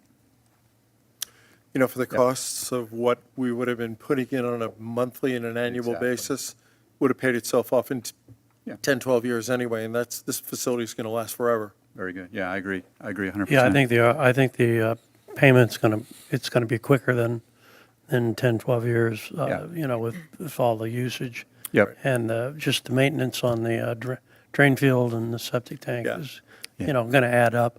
We've December's here, she could tell us stories, but we've certainly had our share of issues in other parks with the septic system. Yeah, and a further suggestion is, I know everybody loves to hear this, but I really think that this is a perfect item to take out of the lien fund to supplement that because it's non-taxpayer money. Right, right. And we can move forward quicker with that. Is that a motion to get these funds out of the lien fund and whatever you want to call it? Give Russell approval to move ahead with this? Yeah, I would. That's kind of what it sounds like. Just a question for Emil. Is there hold on, is there a second for that? Yeah, I'll second. Okay, go ahead. Emil, how much do we still have in the lien fund? Do you have a sense? It's about 423,000, 422. Sold. I vote yes. So for purposes of the record, though, it's still a general fund unassigned balance, so it will have to be written up that way. Yep. Yeah, it's 421 and 563. Yeah, actually, I just 29 asked, cents. I should have asked you, Gary, but I figured I'd go. I had this question, Russell and I were talking about this, I guess, last Monday or whatever, and so I asked him, Emil, to come up with, listen, I was like, exactly what you asked, just how much, seems like we're always tapping into that, like, how much is in there? And so Emil, like that, had the number, and he published it out there, and he's going to publish that on a quarterly basis, so that we kind of have that in the back of our minds where that's at. Yeah, Now, Gary gets it, he gets updates like every other day on this. I get it monthly. Yeah. But the rest of us will get it quarterly, so at least we'll be tagging along with you, Gary. Yeah. All right, so we have a motion, a second. Any other comments on that? Is there any public comment on this item? Well, I was asking about whether, no, I'm just teasing. I'm just teasing. All right, seeing no public comment closed. Catherine, if you could please call the record. Councilmember Albritton? Yes. Councilmember Jablonski? Yes. Councilmember Kaczynski? Yes. Vice Mayor Hartman? Yes. Mayor Bright Cruz? Yes. Thank you, Mayor. I just have two other quick things. On June 18th at Town Hall, we're going to have a blood drive with our blood collection company that we've been utilizing, One Blood. They'll be doing a blood drive here from 10 to 4 p.m., 10 a.m. to 4 p.m. on June 18th. If anyone is interested in attending and donating blood, they have some giveaways that they'll be doing, and it is in honor of first responders. So we'd love to see a great participation. What was the date on that again? June 18th. June 18th. Thank Yep. you. And then the last update I have, or the last thing that I have on the, under my comments is I'd like to call up Susan Cutts, who has a couple of additional updates for the town birthday party. As this is the last meeting that the last regular meeting that we will have before the birthday party, I think it's pretty important that we have an update. Yes. So Susan, would you come up, please? Thank you. Good evening, everyone. Yes, I do have a few exciting updates to share regarding the celebration. Louder. Okay. There we go. Thank you. The celebration truly has something for everyone. It's not just for kids because you see the wet slides as the advertisement. We have bands. We're going to have disc jockeys. We're going to have, like Councilman Jablonski said, there's so many, many things that are going to be there for everybody. From the parade and music to the community engagement and sustainability efforts, it's a day where families and neighbors and friends can come together and enjoy, reflect, and be inspired by the spirit of the Southwest Ranches. Come and enjoy the Shane Duncan Band and the DJ, Mechanical Bull, 9-hole mini golf, battle axes, and so much more. We are grateful to announce that vehicles for our dignitaries have been generously donated by Ed Morse, Warren Henry, and Penske. The parade lineup will begin promptly at 9 a.m. Vehicles will start lining up on Avocado on the east side and along Mather Boulevard, and we will have strong police presence to help manage traffic and ensure everything runs smoothly. We are also awaiting confirmation from Archbishop McCarthy that they might be providing a small band to join the parade. In addition to the participation, we might have the Boy Scouts as well. A special highlight, a flyover banner proudly displaying happy birthday to the town of Southwest Ranches is an in. We are still waiting to hear back from the FAA, and that's on the flyover for the Blue Angel, Thunderbird, or the Wings of Blue. So we're still waiting for that. There was an issue, but it was accepted, and now we're just waiting for it to be approved by FAA. There is a great deal of enthusiasm surrounding this event, and it is heartening to see our shared mission taking shape. This is not just another town initiative, but a meaningful community celebration. We're honoring our 25th anniversary, a moment to reflect on who we are and where we are going. We're also taking this opportunity to lead by example with a strong commitment to sustainability. No single-use plastic water bottles. Water refill stations will be available throughout the event. All vendors have been carefully selected to align with our eco values. This is supporting our local businesses, minimizing waste, and choosing environmentally friendly materials. This is our chance to set a tone for the future events and show our residents how small changes can make a big impact. We're also thrilled to say that Open Water, a company out of California, has generously sponsored 80 cases of 12-ounce cans of water for our event. I would like to say thank you to everyone for their continued support and enthusiasm as we come together to celebrate this milestone in the life of our town. Thank you, Susan. Thank you, Susan. Thank you.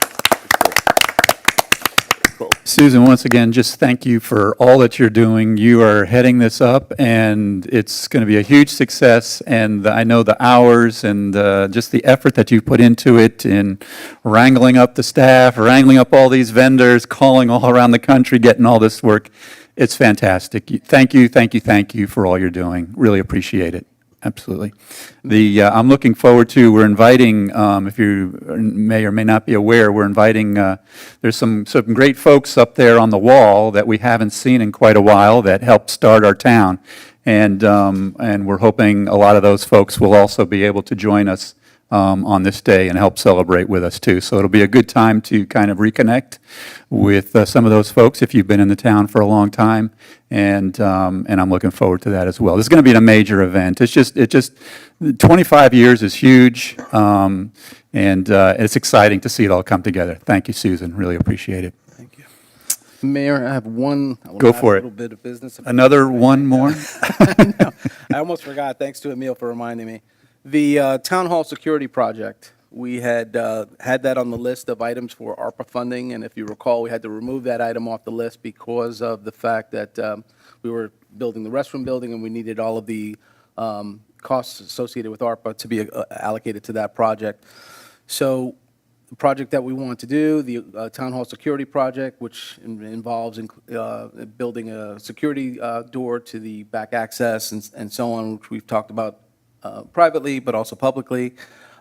We need to allocate some funding to that, and wanted to ask permission from the town council to also utilize the unassigned fund balance lien recovery fund if you want to use it, or however you want to allocate those dollars. But we did do an informal bid or invitation to bid. We got back vendors competitively priced, and it was awarded to Con Builders, which is the company that did the flooring out at the fire station. They did a great job. We want to utilize them again for this project, and I'd ask for your indulgence in a motion. The amount? What was the amount? I'm sorry, $23,552 is the amount. Great, thank you. Do we have a motion on that? Yeah, I'll make a motion. We Second. use the lien fund on that. Great. Pay for that. All right, thank you. And I heard a second from Councilman Kozinski. Very good. Any comment, questions on this? Council, seeing none. Any public comment on this? Seeing none. Catherine, if you can please call the roll. Councilmember Jablonski, Yes. Councilmember Kozinski. Yes. Councilmember Albritton. Yes. Vice Mayor Hartman. Yes. Mayor Bright Cruz. Yes. We're good. All right, excellent. Appreciate all those updates. Item number 14, please. An ordinance of the Town of Southwest Ranches, Florida, amending the Town of Southwest Ranches Unified Land Development Code, Article 95, outdoor lighting standards by adding and modifying definitions, modifying light intensity standards, establishing prohibited lighting practices, and providing for compliance, amending Article 70, sign regulations, Section 70-70, general sign requirements for permanent signs, pertaining to sign illumination, providing for codification, providing for conflict, providing for severability, and providing for an effective date. Motion to approve. Second. Mayor, again, we just have to say this for the record. This comes to you from the local planning agency with the recommendation of approval.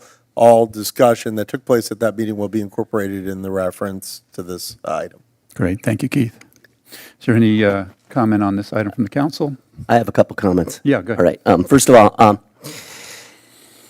it was my idea to bring this up for revision after I was complaining about some of the bright lights in Sunshine Ranches. And Manfred, code enforcement, said, David, why don't you come and take a ride with me? So one night, we drove around about an hour, hour and a half or so, and he was showing me that houses that you could see clearly really bright, but because of the limitations of the prior ordinance, they couldn't do anything. So I said, well, it looks like we need to do some amendment to this. I want to thank the Comprehensive Plan Advisory Board members, not only the current ones, but the past members that worked really hard on this. And second of all, I want to make a question to the legal department that I want to inquire from the legal department of the legality to add a provision to this that will require properties that change ownership to comply with this ordinance within like 60 days or so.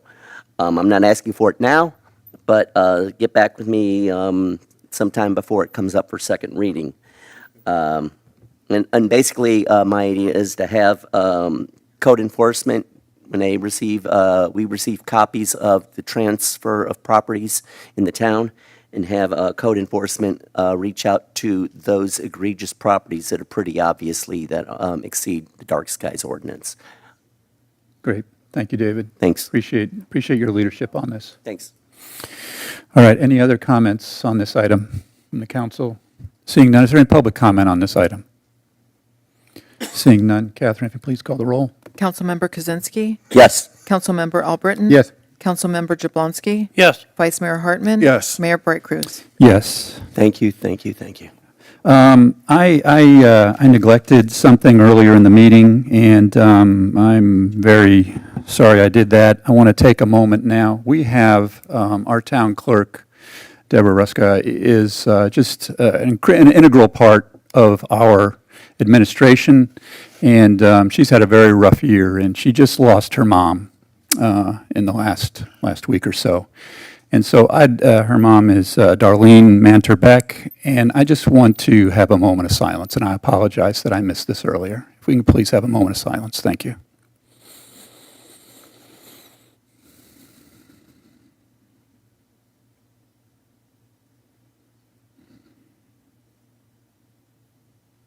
Thank you very much. I appreciate that.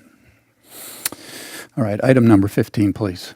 A resolution of the Town Council of the Town of Southwest Ranches, Florida, supporting the Platinum Permitting Program of the Greater Fort Lauderdale Alliance and providing for an effective date. We have a Motion motion. approved. Second. We have a motion and a second on this item. Is there any, Russell, why don't you give us a quick overview Yeah, on this? I would like to, and I would also like to invite, there's two people in the audience who are here on behalf of Oh, the good. Greater Fort Lauderdale Alliance. So if DK Mink can come up and David Rosenoff, please step forward. So basically, I was approached about this program some time ago, and actually was very familiar with it in my time in Davie. Back then, it was the Broward Alliance, and and now it's the Greater Fort Lauderdale Alliance. I've been aware of this program for a while. Essentially, they sought to, I'm sorry, can you not hear me? Sorry. So essentially, they sought a way to develop a program that will basically try to be a point of contact, if you will, and develop a point of contact for municipalities, for anyone that seeks to do business in those particular municipalities. And so if you think about kind of like what the Convention Visitors Bureau does for people who look to have, either conferences or events or anything like that in different cities, it's kind of under a similar vein. And so they developed this thing called the Platinum Permitting Program, and I'm going to certainly invite them to speak on this a little bit more. But essentially what the program does is it tries to identify those cities that have gone through the steps of designating, one, a concierge that potential businesses could meet with and get their questions answered, and also have an online permitting program so that it's transparent, to show that our permitting program is transparent. So those are essentially the two criteria, the two major points of the criteria of the program, and the third is to adopt a resolution, kind of adopting the standards of the Platinum Permitting Program. So we already had two of the items in place. We have a concierge. That before me, it was Andy, and since Andy's been gone, I've been basically the concierge. Whenever we have businesses that would like to know if they can be domiciled in the town, they contact me. I get these questions all the time. Sometimes there's a fit, sometimes there's not. And secondly, we have had an online permitting program since before COVID. So we've had those parameters already. The Platinum Permitting Program costs nothing to the town. It's more of a feel-good thing. 25 municipalities of the 31 in Broward have already adopted the standards. It does not require us to change our zoning. It doesn't mean that now we're all of a sudden open for business for all kinds of different businesses. It just means that if someone wanted to be in a place like Southwest Ranches, we have this program, and basically here's who you would talk to. And yes, they have the online permitting program, and, basically they would put that person in touch with me, essentially. So that's the nuts and bolts, but I certainly would like to have DK and David Rosenoff kind of speak on this issue. Thank you, Russell. Is this loud enough? Am I Just turn it talking a little bit, yeah. towards me? Oh, awesome, there you go. Yeah, there.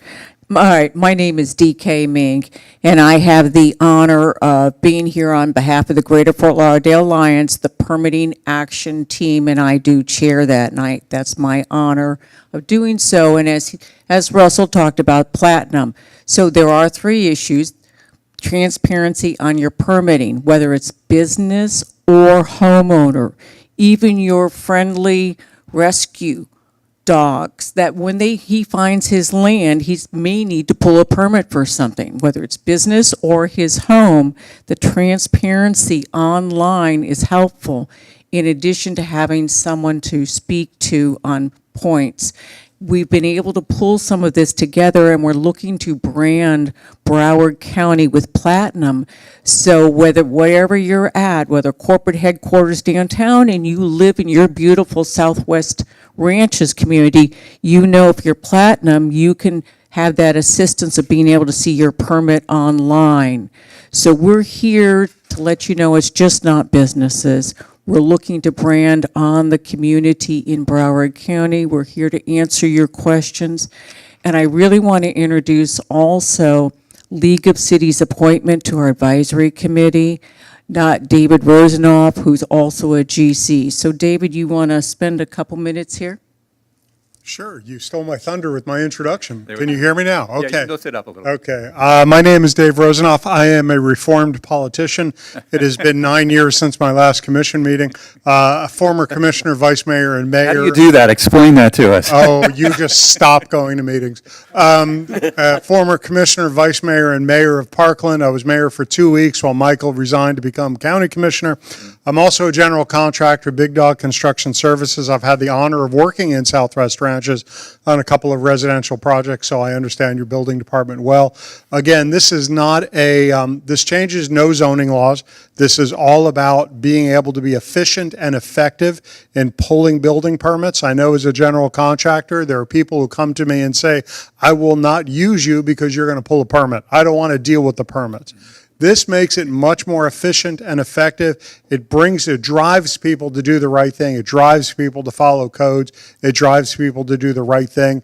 Again, this is not about building high rises and attracting businesses. This is about making those people who pay for permits have a more efficient and effective process. And again, we're mostly here to answer questions. With that, anything else? Did I miss anything? No. Was that a good song and dance for you? That was a great song and dance. And It was brief. fantastic. All right. Any questions, comments from the council? Just a comment or two. Russell and I had a detailed conversation about this the other day, and to recognize the good work that he's doing, as well as Cap from a permitting standpoint, regards to transparency and all that, this is a no-brainer for us. This makes us, it recognizes our process and brands it as platinum, and I think we should vote this as a yes without much thought to it, because it's perfect. Yeah. And thank you for bringing it to us. Thank you, and we thank Russell for assisting. Thank you, Commissioners. Absolutely. Yeah, Mayor, I've heard him speak at the Broward League of Cities, and like you said, there's 25 other municipalities that Correct. have gotten Correct. on board. We're doing most of it now anyhow. I think it's great. Good. Thank you, Jim. Thank you, Jim. I was going to open up any public comment on this. I think we're good. All right. Thank you so much. I appreciate you coming out tonight and giving the overview on that. All right, Catherine, I think we're good. Councilmember Albritton? Yes. Councilmember Jablonski? Yes. Councilmember Kozinski? Yes. Vice Mayor Hartman? Yes. Mayor Bright Cruz? Yes. All right. Item number 16, please. A resolution of the Town Council of the Town of Southwest Ranches, Florida, awarding a bid to provide services for a residential compost pilot program to Filthy Organics LLC, authorizing the mayor, town administrator, and town attorney to enter into an agreement and providing an effective date. Motion to Second. approve? I'll talk on this. We have a motion and a second on this item. I am very excited about this item. I appreciate the leadership that comes from our residents, as well as the leadership that was backed up by the council in putting this into our budget. Basically, what this is allowing, taking, just for a pilot year, taking funds from the town to be able to jumpstart for our up to 100 residents to be able to use this Filthy Organics organization to be able to begin our composting here internally in town if we pass this tonight. And it's exciting, as Debbie said, to be able to see all these plans that we've been talking about for the last 18, 24 months, all starting to become reality and things that we can actually work on. We've got a limited number, folks, of slots here. There's only 100, and not, well, I mean, we could go over 100, but then you're going to be, you know, the town is going to pay the first 100. So, and I think of that, we've got, I don't know, 40 or so slots that have been already taken. So I would encourage you, if this passes tonight, and I certainly hope and expect that it will, to contact the town and let us know. We want to fill every one of those 100 slots, and this is important for our town, for our community, and frankly, for our kids and our grandkids. That's what it's all about, so doing the right thing. Who's the point of contact? Who's the point of contact, Russell? So Catherine is basically leading up the effort. So she just found that out today, but she. All right. I love No, this- she's- I love I'm this bright kidding. You look did on have her. that deer in the headlight look. I'm kidding, Mayor. Catherine's been working on this project for some time, and Good, she's good. Sure, she's Thank a you, natural Catherine. for it. Mayor, just Thank you. one legal note. While everything was in the agenda, the item and everything, the resolution itself I missed, and Dan reminded me I missed it today. So that's loose in front of you. Okay. That was read into record. All the details were in the agenda. It was just the resolution wasn't placed in the agenda. Great, thank you. Thank you for that correction. All right, any public comment on this? We better have some public comment on this. You got to get the good with the, with all the other Exactly. stuff. So I encourage you all. I applaud you all for entertaining this and putting it out there. The town taking up the cost of those first 100 residents. So Awesome. thank you. Yeah, thank you, Debbie. All right, seeing no other public comment closed. Mayor. Yes. If I could just say, so we did an excuse me, an invitation for bid on this project to procure a vendor to provide this service. And when we did that, we got two responses back, one from Filthy Organics and one from a company called Compost for Life, who you may be familiar with. They gave a presentation some time ago to the Zero Waste Advisory Board. Essentially, the proposals were essentially the same. The only difference, there's two differences that allowed us or prompted us to select Filthy Organics. One is there was a difference in price of about $1,000 in total difference, so we saved $1,000, which is great. But the other part that was even more telling and more important to us was that we have a demonstrated track record with this organization because they have been providing the composting program at the farmers market. So we know that they're reliable. We like, we know the quality of their work. We can rely on them. Dustin and his crew, and I'm going to invite Dustin up in a second. We're also at Water Matters Day, providing free compost to people who are there. So they're committed to this endeavor, and we feel very confident that they're the right vendor for us. And so thank you for the support and choosing this vendor. I would like Dustin to come up if possible from Filthy Organics. He has a very brief presentation just on the process, if that's okay. Dustin, would you come up, please?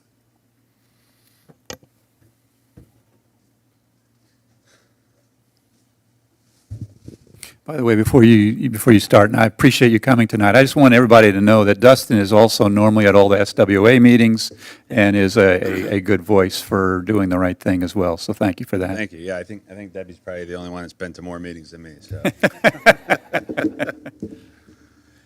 All right, you can go ahead and jump to the next slide. You could just raise the mic a little bit. Sorry about that. Yep. So Filthy Organics, we started in 2020. Our specialty is diverting food waste from the landfill. We convert it into a nutrient-dense soil amendment called compost. We recycle food waste and yard waste. Go ahead, next. We got started, my wife and I moved, for us, which is out west. We moved west of Power Line. We both grew up East Deerfield, so it was like way out there. But we're in an unincorporated area of Broward on the north end of the county called Hillsborough Pines. And my neighbors gave me chickens. And I found out real quick, chickens are like pigs, right? They eat everything. And I went to Publix excuse me, maybe I shouldn't say Publix. Went to the local grocery store and was told I couldn't have their food scraps. It had to go to the landfill. I thought that was a little disgusting, so I started doing my research, and that's when I found out. You can hit the next slide. What a large percentage of our waste stream is actually compostable material. I couldn't unsee it, but I also thought maybe that's an opportunity. As you can see from some of the different studies and whatnot out there, right? So food waste, yard waste makes up, at a minimum, really about 30% of our waste stream. So it's a lot. In Broward County alone, that represents about 1.2 million tons a year. And those are old numbers. It's definitely grown from there. So you can go to the next slide. Again, I saw the problem, right? There is no way our trash goes somewhere. I'm kind of speaking to the choir in this town. I know you guys are very familiar with everything that's going on. Our landfills are at capacity. There's not somewhere we can put a new landfill or an incinerator. And so I thought, well, maybe we can do something about this. Go ahead. So we provide subscription services. We collect both residential and commercial food waste. The program here in the town will be residential. We'll be using 5-gallon buckets, just like you see on there. But we also do commercial. We provide 64-gallon toters that we swap out as well. The residential, we get compostable liners like you see in that. It's a compostable plastic. But we empty the bins out, we clean them real well, and we give them back, right? So we're not swapping the 5-gallon buckets. You can go to the next one. We take that material back, we mix it with yard waste we get from arborists, and we set it in our piles. Those bins, we're actually graduating from those. We just relocated to a new site, bigger site, so our capacity is expanded. But these are called aerated static pile bins. What we do is we take PVC pipes underneath those piles. You can't really see it. They're connected to a pump that comes on every hour, and it pumps air into the pile. What I liked about that is there's a lot less work. I'm only turning the pile when I empty it. So it sits in those bins. That's the active phase. Sits in there from 4 to 6 weeks. Pile gets hot. It goes up to about 150 degrees. USDA requires that we're over 130 for 3 consecutive days. We're well past that. So our compost is very clean. There's no threats to anybody's health by using that, touching it. After that, it goes into our curing piles. It sits there for about another 2 months. We flip it a couple times just to help mix it, add a little bit more air to it. And then from there, you can go to the next slide. We screen it. So we run it through a trauma screen. That screen was actually paid for from a USDA grant that we got with City of Deerfield. So that size reduces it, takes all the big chunks of wood out. It also helps us screen any contamination out of there as well, and gives us a finished product like you'll see in the next slide. So it's compost, right? Everybody likes to call it dirt. It's not dirt. It's a component of it, right? It's the organic matter in dirt. But extremely useful product. You can go ahead next. Just a quick list of what we can and can't take effectively. As long as it's not plastic or metal, we can take it.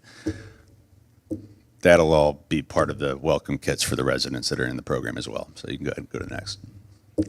We also do give backs. So for all of our subscribers, they get a finished bag of compost that you see on the right there twice a year. So as a thank you for being part of our program. But some of the communities, we also do larger give backs as well. That bag of about a cubic yard went to Deerfield Beach Middle, and we've done quite a bit of those programs at different areas. You can go ahead next. So we're working with a number of other cities. Deerfield Beach is the first municipal collection program similar to yours. Difference is you guys are coming out of your pocket for this, right? Deerfield, while they were the first, was funded with a USDA grant. So hats off to you guys for putting your money where your mouth is. But a lot of different cities, a lot of different programs as well. So we're excited that the composting movement is really growing in Broward County. So I'm proud to be part of that. I think that might be it. One more.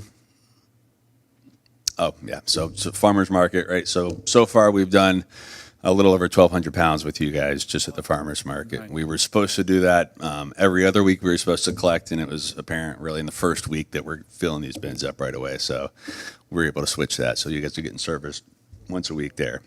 1,200 pounds that didn't go into the landfill. Correct. Nice. Correct. Yeah. And I think that's it for us. There's our contact information. One other thing that's helpful, I think, with a lot of different municipalities, we're Broward County. small business, county business enterprise. We're also a disabled veteran-owned small business as well. So really appreciate you guys selecting us. We're excited to get this program going.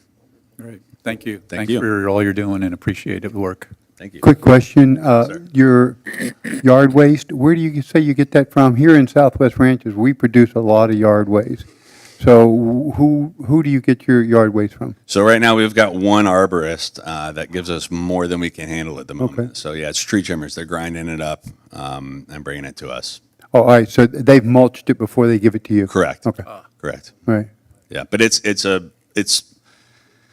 a critical ingredient in our mix. You have to have the yard waste in there, so. Well, as you build, keep us in mind. Any one of our streets would probably overwhelm you at this point. Yeah, look, we're always talking to the county and the Solid Waste Authority, hoping to get a pilot program with them. They want to focus on doing yard waste, right? You don't have to have the food waste component to do it. You can compost just yard waste, so. And one other thing, I forget who mentioned it about the smell was it you at the thing? Nobody believes me. I think December, you can back this up. It doesn't stink when it's done right. So, thank you. Awesome. Thank All you. right. Appreciate it. Appreciate it. All right, so we have a motion and a second on the item. Any further discussion on the item? Seeing none, Catherine, if you please call the roll. Councilmember Jablonski, Yes. Councilmember Kaczynski. Yes. Councilmember Albritton. Yes. Vice Mayor Hartman. Yes. Mayor Bright Cruz. Yes. All right, item number 17, please. A resolution of the Town Council of the Town of Southwest Ranches, Florida, approving a First Amendment to the agreement with Encompass CSI LLC to provide janitorial services at Town Hall, authorizing the mayor, town administrator, and town attorney to enter into the agreement and providing an effective date. Motion to approve? Second. Second. We have a motion and a second on the item. Is there any discussion on this item? This is Hall- just Russell, an- do you have any comments on this item? Essentially, this is just a request to increase the janitorial service at Town Hall. We've been operating under the same model for at least 12 years now, where we get collection twice a week, and we want to double that. We have more people in the building than we ever have before, more visitors to the town for all the different things that we do than ever before. Obviously, it generates a lot of use of our bathrooms and trash, so we want to have collection at least 4 times a week. So this would double the amount of service, but wouldn't double the price. We currently pay $1,200 a month. This would bring the price to $2,084 a month. Great, thank you. Russell, what nights will they be here? It will be every night except for, I believe it's Monday, because they'll do it Friday. It's Tuesday through Friday. Okay, thank you. You're welcome. And the increase is how much per year? I believe it's $9,600 a meal. Yeah, so this is on, 864. No, per year. Oh, per year? so this is a For this non-budget fiscal item. year is Guess where I'm going with 3,456. it. For the remaining of this year is 3,456. It's still general fund revenue, so don't worry about it. Yeah, I think this might just come out of the general. I don't know if there's Just there leave may it be alone. I'll leave it excess alone. in the budget. Yeah, yeah, yeah, Who wants to spend? This is operating. yeah. No trips to the candy shop. Right, For the right. rest of it. Okay, any other comments, questions? Seeing none, is there any public comment on the item? Seeing none. Catherine? Councilmember Kaczynski. Yes. Councilmember Albritton. Yes. Councilmember Jablonski. Yes. Vice Mayor Hartman. Yes. Mayor Bright Cruz. Yes. Item number 18, please. A resolution of the Town Council of the Town of Southwest Ranches, Florida, consenting to the City of Cooper City providing water services to 6225 Stallion Way, real property lying within the Town of Southwest Ranches, Florida, providing that no further expansion of service shall be permitted without the explicit written consent of the town, providing for a certified copy of this resolution to be furnished to the City of Cooper City, and providing an effective date. Motion approved. Second. We have a motion and a second. Is there any comment from the council on this item? Seeing none, is there any public comment on this item? Seeing none, if you please call the roll. Councilmember Albritton? Yes. Councilmember Jablonski? Yes. Councilmember Kaczynski? Yes. Vice Mayor Hartman? Yes. Mayor Bright Cruz. Yes. Excellent. All right, item number 19 is an item that I wanted to bring up to the council. It's a project I've been working on with Circle S, and we have some documents here from Kimberly Horn, And John McWilliams is here. John, appreciate you coming here this evening. Maybe if you can come up and just kind of give us an overview of what we're looking at here. As you come up, basically what this is about, if you've been in the ranches for any length of time, you know historically, although we've put some drainage in place where it's not the issue that it once was, but you know historically Dykes Road has flooded, and you've probably seen many times, I know I've seen it many times, cars attempt to make a U-turn, not realizing that there are swales on both sides, and the next thing you know, it's kind of bottoms up with a car, and it's got the whole road blocked off, and it's a real problem. Aside from that, we're having a lot of U-turns that are now going through Circle S, causing significant damage. Actually, they lost a beautiful tree, center tree, due to damage that was done by traffic that was going through there and making a U-turn. And so to help protect that community, and frankly, to just the greater good of people that are going to make U-turns, whether it's legal or not, this, I think, is an opportunity to make it safe for everyone. So with that introduction, John, if you can kind of kick off what we're talking about here. Thank you, Mayor, Vice Mayor, council members, and staff. My name is John McWilliams. I'm with Kimley Horn and Associates. I'm actually celebrating my 25th anniversary with the company very in good. June as well. Your staff had asked us to take a look at the situation. Although I'm not a resident of Southwest Ranches, I am a resident of what I call Southwest Weston, and so I travel this area all the time, so I'm very familiar with the issues. Great. Tom Thumb's my gas station. Okay. I know all about it. So we did go out and take some counts along there for 24-hour period. I think if you go to the next slide, it'll just show you the areas that we took some counts. You can see the north is to your right, so the Circle S entrance, 49th Street, on the leftmost location, we took counts, as well as the area by Camp Lingua. And then we also took counts of any other U-turns that kind of occurred south of the Tom Thumb, where the median, the raised median ends all the way to that little kind of gravel area where people tend to make U-turns.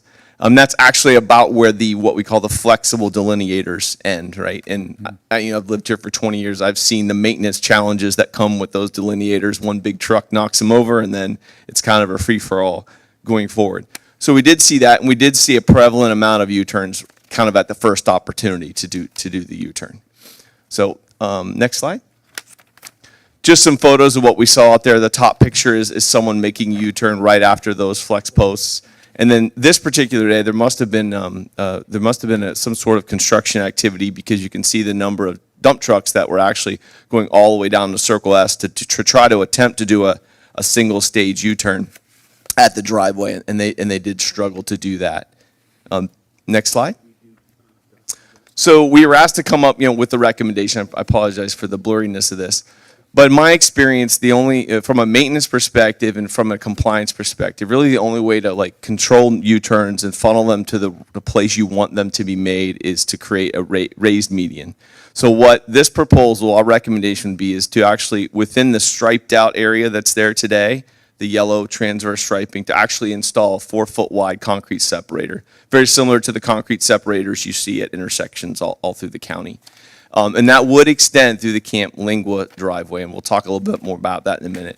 Now, after that, you see there's the double yellow line that develops the left turn lane into 49th Street. Now, there I wanted to avoid widening the road or impacting the Broward County bus stop and the shoulder that was created by that. So I proposed to do what we call a turf curb, and I'll show a picture of what a turf curb is. It's a more robust, flexible delineator, something that will be a challenge to knock down over time.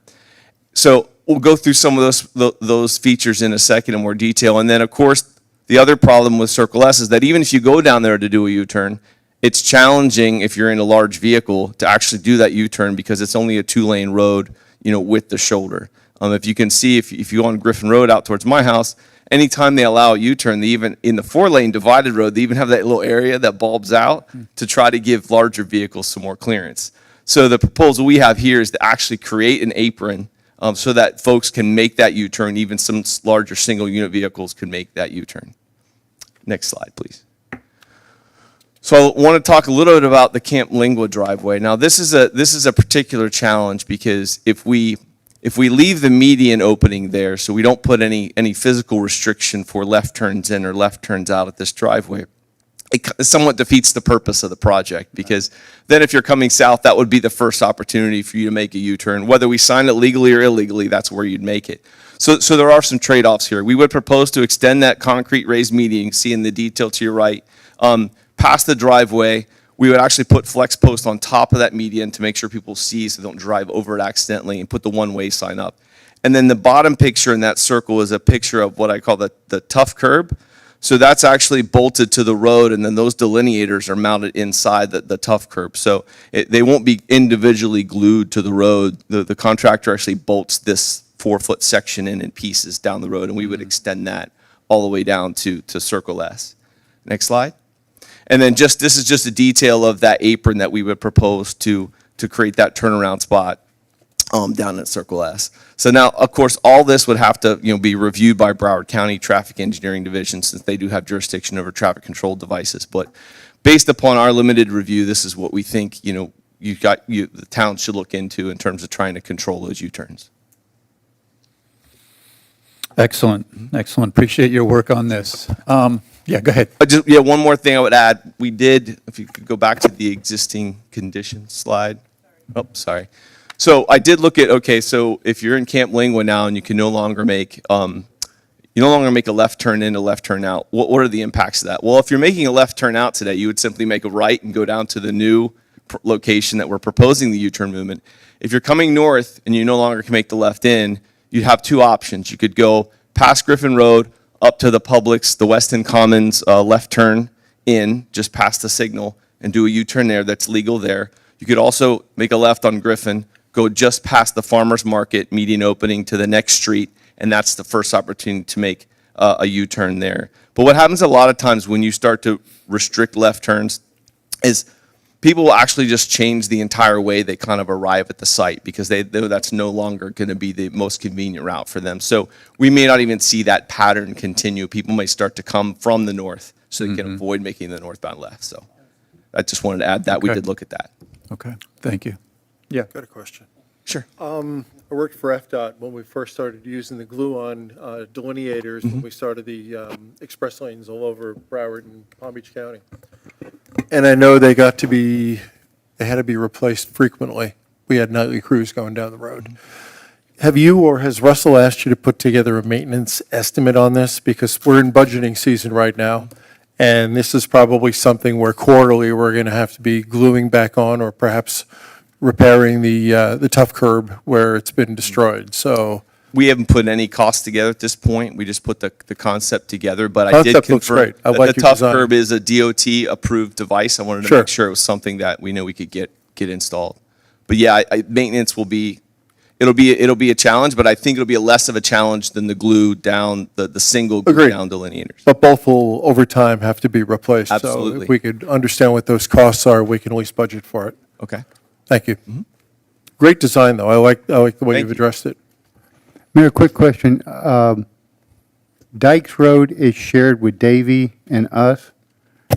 Is Davie any part of this, or is this our section of the road? It's our section of the road. Okay.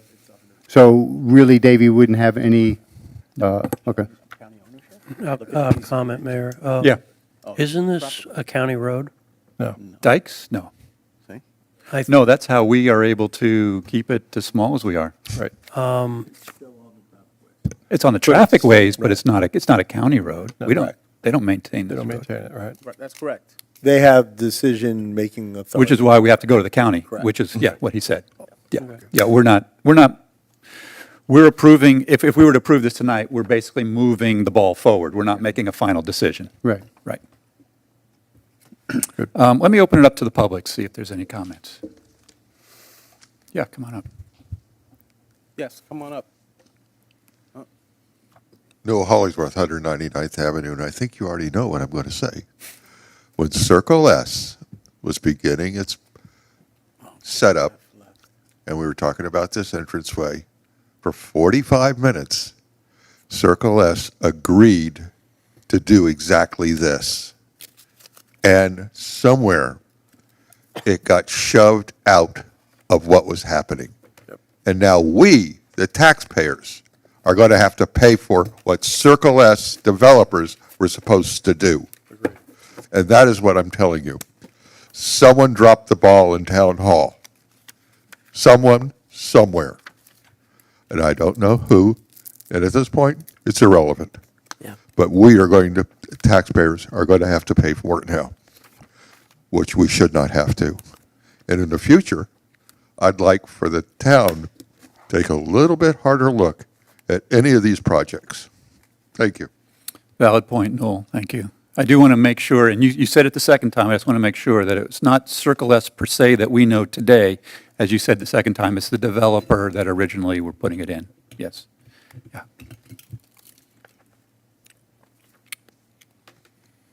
Hi, Pablo Ishmael, 17501 Southwest 58th Street. With the proposal being offered and the left being taken away while you're going north, any fear that people will, as they can't make a left, then make a U-turn on Griffin to come back down that street? Instead of making a left Griffin or whatever, I just see that naturally. People, I can't make the turn, I do the quickest thing available to me, which is then going to be a U-turn on Griffin, essentially. Yeah, no, I think valid point. Valid point. Yeah, I do think that's I thought the same thing. Yeah, want to address that? Yeah, actually, the U-turn at the traffic light northbound is prohibited. So Yeah, there's a sign, and the reason it is that when you do the U-turn, there's not enough pavement. You end up having many vehicles, larger trucks, single unit trucks are going to struggle to make that turn without jumping the curb. Right. What they may, I don't know, we may want to look at that. I think it's a valid point. It's just human nature. There was other turns, that right turn there, that was an issue, and they finally put up this huge light that, blasts at you that says, don't make a right turn at this particular point in time, so maybe they're going to need to put a big U-turn one on the other side or something to do it. But, it's a valid point. Any other public comment? All right, seeing none, no comment there. Mayor, if I could, I just want to point out something. There's something, I use that intersection a lot, going north to get on to Griffin Road to go home, coming up from the south. There's something with the traffic light where you can be sitting there through 2 or 3 light changes and you will not get a green. I don't know what it is. It's the infrared cameras. I've never had that happen to There's me. the problem Yeah, at the I've had it intersection. happen like 4 times now to me. The left-hand turn to Home Depot. Well, that's a separate item, but we definitely should be talking to Broward Yeah, County. but I was pointing out Yeah. that I ended up making those U-turns that we just Oh, talked about. see. Right. There's enough room for a car. Yeah. Just getting tired Yeah. of waiting for the light to change. That's strange. Didn't go through series and series and series Right. of lights. For some strange reason, the northbound side doesn't click all the time. It's not just there. Saturday, I was going to Home Depot, so I was going eastbound on Griffin Road to go north on Weston Road. I sat through 2 cycles as well, me and a whole bunch of people that were then blowing their horn because I didn't blow off the light. Yeah. Same thing. It never turned green. Yeah, so there's maybe- something. We should contact Broward County Yeah. on that. Yeah. Can we, Something wrong with that. Russell, we'll give him a call tomorrow morning. It's not just the 2 of us, I'm sure. Give them a shot. Yeah, thank you. Mr. Mayor. That sounds like a control issue. Yeah, I also echo what Newell said there. It frustrates me that we're going to be on the hook for subsidizing the developer. Yep. It's not good. Yeah. I mean, it's something we got to do, Yeah. but it just frustrates me. Thank you. Yep. Thank you. Yeah, we're here, so we need to solve the problem. Yeah, and I appreciate everybody's, I know this is money we didn't want to have to spend, but we've got, as you said, we've got a problem, and our job is to solve it. Right now, it's frankly, Circle S has cost them a ton of money, just with the damage that's gone on there, so it's important. Mayor? Yes. Just so the council knows, this is actually a perfect penny tax project Mm. because it's a traffic ways road, so there's actually another category where Broward County can Okay. actually give it more points and support it. So Right. it's something you may want to consider. That's a great point. That would be over and above our maintenance money, Russell? Yes, it would. Oh, Good. that's a great idea. Yeah, that is a great idea. All right, Good discussion. It's not a voting item, right? We're just talking through it, but I have a consensus You to did. move forward with it? You have it with me. Good, good, excellent. Thank you all. I appreciate your support on that. Yeah, we need to solve that problem. Excellent. Councilmember Jablonski. Yeah, thank you very much. And anybody out there who's going to speak on this or wants to hear the pearls of wisdom, thank you for sticking it out. We seem to have a problem, let's rephrase that. We have a party permit system, and there's been some, what I believe to be unintended consequences that have come from it. And it's town-wide, the process, and I'm sure everybody here has had examples put in your face by your residents in your neighborhoods and stuff like that. And one of the things that we've come through, or that I've noticed, and it deals with the party permitting system.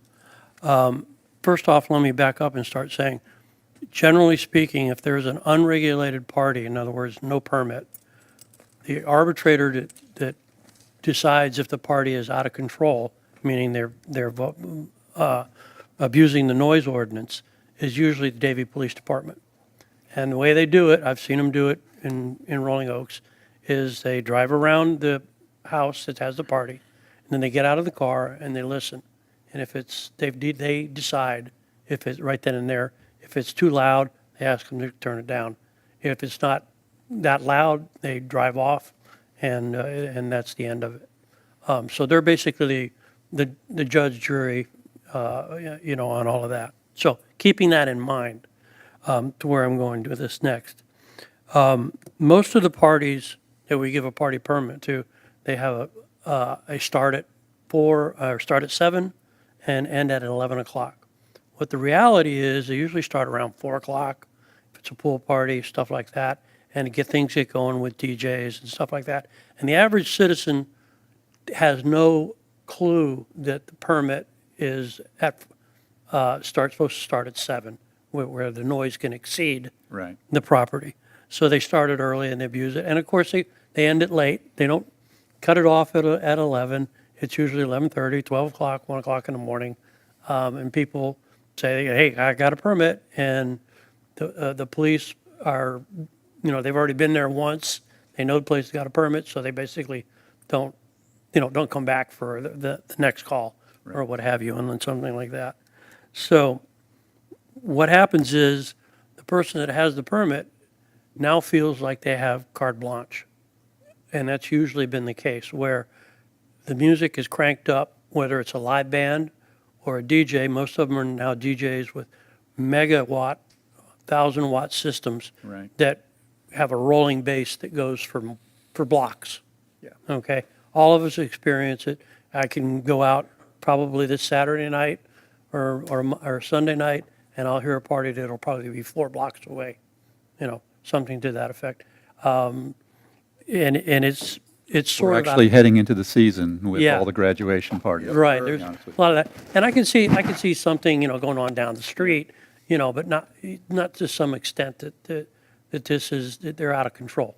And whether or not they have a permit is, we all get a copy of the permit from Julio department, when they issue them, so we know which streets have what going on.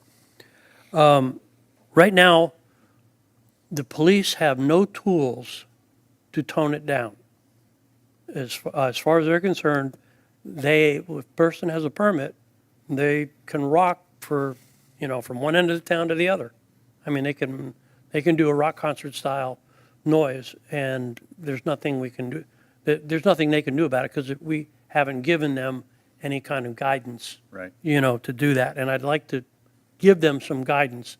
And I think I came up with a way, and I've discussed it with some of the residents, and they've kind of agreed with me that this is a good way to go, to solve or mitigate the problem, and what it basically comes down to is we can give the Davie Police Department, who are the ones who usually end up answering it, or sometimes code, depending on the time of day. Distance appears to be the factor. going by decibels doesn't work. Nobody has it. The decibel meter, nobody knows how to read them. You got to be trained, et cetera. Right. But if you can apply a distance that a police officer can deal with, they already deal with right outside the house on an unpermitted party, so they have a pretty good understanding of what goes on, and I believe it's on Charlie and Alpha Shift, which is, where it would occur. They could, we could come up with a linear area that would be encompassing around the party house, and if they exceed that, and the police would determine that, they would then be able to tell them to turn it down. I'm thinking something that is easy to measure in everybody's mind, and that's something like a football field. So if the policeman went one football field away, and to give you an example, on a 1 acre property line, let's say Green Meadows or 188th, that's 5-6 houses away. Okay, so that's a pretty good distance, depending on the shape of the lots. If they go that far away, a football field, and they get out of their car and they hear it, and it's pretty loud, well, now they have grounds to come back and say, guys, you need to turn it down, or we're going to turn it off for you. Right. Regardless of the permit. And we need to incorporate that in the permit. Right. Methodology, and that a person signs a contract for. Because basically, the resident is making a contract with the town that they're not going to exceed that level. The people living next door, well, they're just going to have to put up with it, as far as that. But people living blocks away, half a mile away, 3/4 of a mile away, should not have to have their windows rattling over a phenomenal amount of amperage, Right. Or low volume. So what I'm proposing is something to the effect of like one football field away. Now, in Rolling Oaks, one football field away is probably just 2 properties. So that may not apply in that area. It's one on my street. But in 188, to a football field away will apply. 170, 195th, one area, where the lots are different shape and size. Sunshine Ranches, I don't think that'll apply. I think it may have to go to 2 football fields or something like that, because of the large lots. Why, though, would the size of the lot make a difference, Gary? Because, Well, it's whether you're... distance from the party house. No, well, but if you're saying a football field, it's 300 feet, it's 100 yards, it's 3/10 of a mile, that's all the same. If you go over to Sunshine Ranches, why would it be further? Larger lots. But what does the lot size have to do with the sound? It has a longer distance to travel. They got their minimum lot size is 2.5 acres. The same by me. I mean, I'm on 3 acres, so the front of my property is 360 feet. It's going to be just as noisy for the next door neighbor. I guess what I would say, Bob, to that is, my perspective on it is, if, as Gary was saying, if I'm having a big party and I'm on a big lot, and so 300 feet is just one neighbor, well, then that one neighbor, I'm only going to have 1 or 2 parties a year, so he's not going to listen to party after party after party. Sure. However, if I'm on 188th and I have, one of the smaller lots, there can be a ton of people around within that 300 feet that could have parties, and then it seems like every night I'm hearing a party, because there's more houses closer. No, I understand what you're saying, but... So that's why I think there is validity to having, that's why I think there is validity based on the zoning, that there might need to be a longer distance. Was that your intent, Gary? Say it again, please. The number of houses that would be potentially having parties within that same zone? I was thinking, to make it equitable to the person who's pulling the permit. Right. I mean, some areas are, they're surrounded by 4 or 5 acre lots. Right. It's totally different than 188th. Right. Where there might be 10 houses in that same area, or something to that effect. I guess if you're talking about the frequency of parties amongst the population, I get it. Yeah. I don't like different distances in different parts of town because I don't think it's fair for the people with we don't have to do smaller that. lots. I'm just pointing it out. No, it's all part of the discussion. I get it. Yeah. I'm just trying to come up with what I would agree with. So maybe the compromise in the middle there is figure out what works for the smaller group and then just apply that across town. Sure. Yeah. Sure. Yeah, I propose like one football field. That's something everybody can Sure. relate to in distance, you know, in your mind. You would know that. It's a common thing. Right. You know, every police officer who would be the judge and jury right Right, then and right. there would be able to figure that one out. you Yeah, know. no, I think the approach is good. I'm just You know. arguing the distance, and I think it's a decent compromise. That's all Yeah. negotiable, you know, Right, in of my course. mind. You know, if we want to make it longer, that's fine. If we want to make it shorter, I'm okay either way with it. No, We need to put something down. Agree. To give them a tool. The next piece I had a question about is this is only during party permit time frame, right? So after 7 o'clock. Because I really don't want to control the sound that comes off of people's properties from parties during the day. Because you can have, I don't see a problem with having a loud party at noon, 1, 2, 3 in the afternoon. Once you're getting closer to sunset or 7 o'clock or later where people are trying to put their young kids down to bed and us old people go to bed, you know, I hate it when my neighbors throw these parties and it's just boom, they're Yeah, in the problem- pines, I can't stop them. I agree with the problem child is after 11. Well, I'd say even earlier than that. Well, I'm saying nighttime. Well, I think we need to distinguish. Now, we're talking about changes to the ordinance itself, not. I don't want not to the- change that aspect Yeah, of the ordinance is what I'm so- saying. Because Just- earlier I'm in the just saying, day. Now we're getting into a discussion. Sure. Yeah. Keith, when does our noise ordinance I kick in terms of the party permits? I got to pull it up or ask Cooley. I thought it's any 4 hours. Anytime. It's any 4 hours. Oh, any 4 hours. But Yeah. it must end by 11 PM. Right. Regardless of what 4 hours you select. The only thing, and I know where the council seems to be wanting to go on this. Right. The biggest concern that I keep asking Russell is enforceability of this. And we're going to have to all talk and figure that out. Because while we can give a wheel to every police officer to measure the feet, while it's easy to do on a road, you know, because you can go straight down the road. Right. If you have stacked houses. Sure. And all roads going horizontally, how you're going to be jumping backyard to measure that distance, you know? So I just want you all to realize that this isn't as clean as maybe thought. It's going to be very. I'm wondering if difficult to you enforce. could not, if it wouldn't be Google to the rescue here, you know, where you just look at a map and you can easily, you know, you can do distance on there. I got an answer here. Every, from the ride along, every police car has got a GPS in it. Right. And they just set it to 0 and drive away. Right. And when they get to 300 feet, stop the car, get out. You know, if that's the number we choose. Sure. You know, every Gary- one of them has it. Yeah, Gary, the 300-foot mark for Green Meadows, a whole lot different than in Rolling Oaks. Our properties are 155-foot wide, so that's only 2 houses. So, you know, you're limiting the people for their party. It's, you know, we have to come up with something that would be okay for Green Meadows, but it'd be okay for Rolling Oaks. 300-foot, I don't know that that's a fair thing. That's only 2 houses in Green Meadows. Yeah, I understand. Yeah. You know, 2 football fields. Whatever it is, I Yeah. want to give Davie, the police, a tool to use that they can add some sanity to the Yeah. program. I think I would bring Davie PD into that conversation and see Yeah. what they would recommend. Yeah. We got So- one right So, Yeah. Mr. Mayor. And maybe Mr. maybe instead of yards, we talk in terms of tenths of a mile, which everybody's odometer has. Hey, Mr. Mayor. That's another way to think about it. Well, you know, Drive down the road.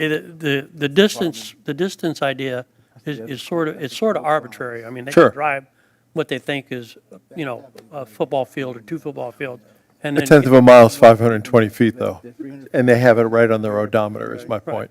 yeah, so they can get out, listen, and if it's Right. boom, ba-boom, ba-boom, ba-boom, ba-boom. Yep. And they know to go back. back, knock on the door. Yep.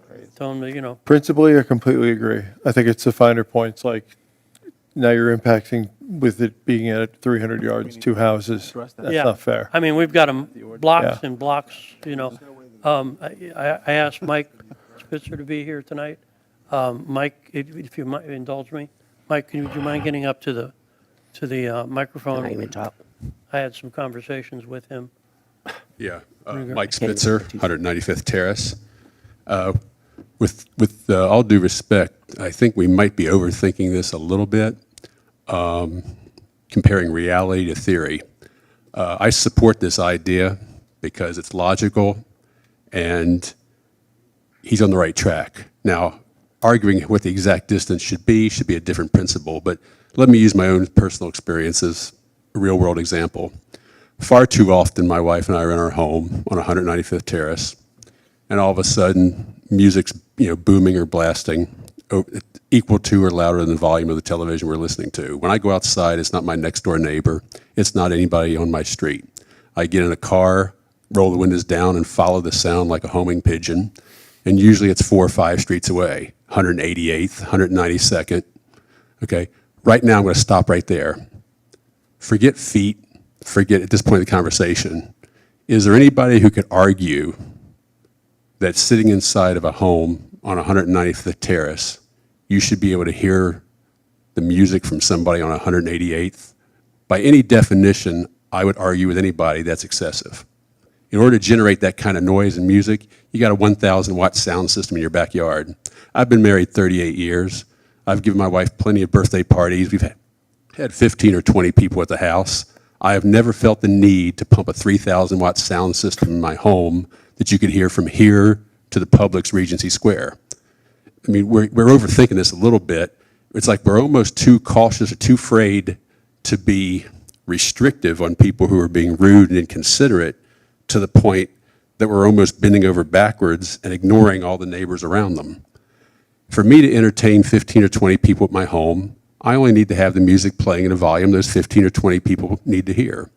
And regardless if I have 2 houses next to me, or 4 houses next to me, or 8 houses next to me, I still only need to entertain that group of people. So whether, if we set a distance, whatever that distance is, whether I have the next neighbor a mile away, well, guess what? Just because he's a mile away doesn't mean I need to be so loud that I can fill up all the space 3/4 of a mile away. Or if I live, like you say, Green Meadows, where they're all 1 acre, maybe my being loud, rude, and inconsiderate because I feel I have a right to do that is impacting 50 houses in a radius around me. So the linear distance, really, whatever you guys agree on, really shouldn't matter relative to me entertaining the people who only want my space. And we're talking about the limitations of the permit. In my own circumstance, the example I just gave, it just happened a few weeks ago again. We go get in the car, drive. This time it's on the other side of 30 Acres Frontier Trail and another 3 streets. I go to approach that house just to ask the people politely, excuse me, hate to bother you, could I ask a favor?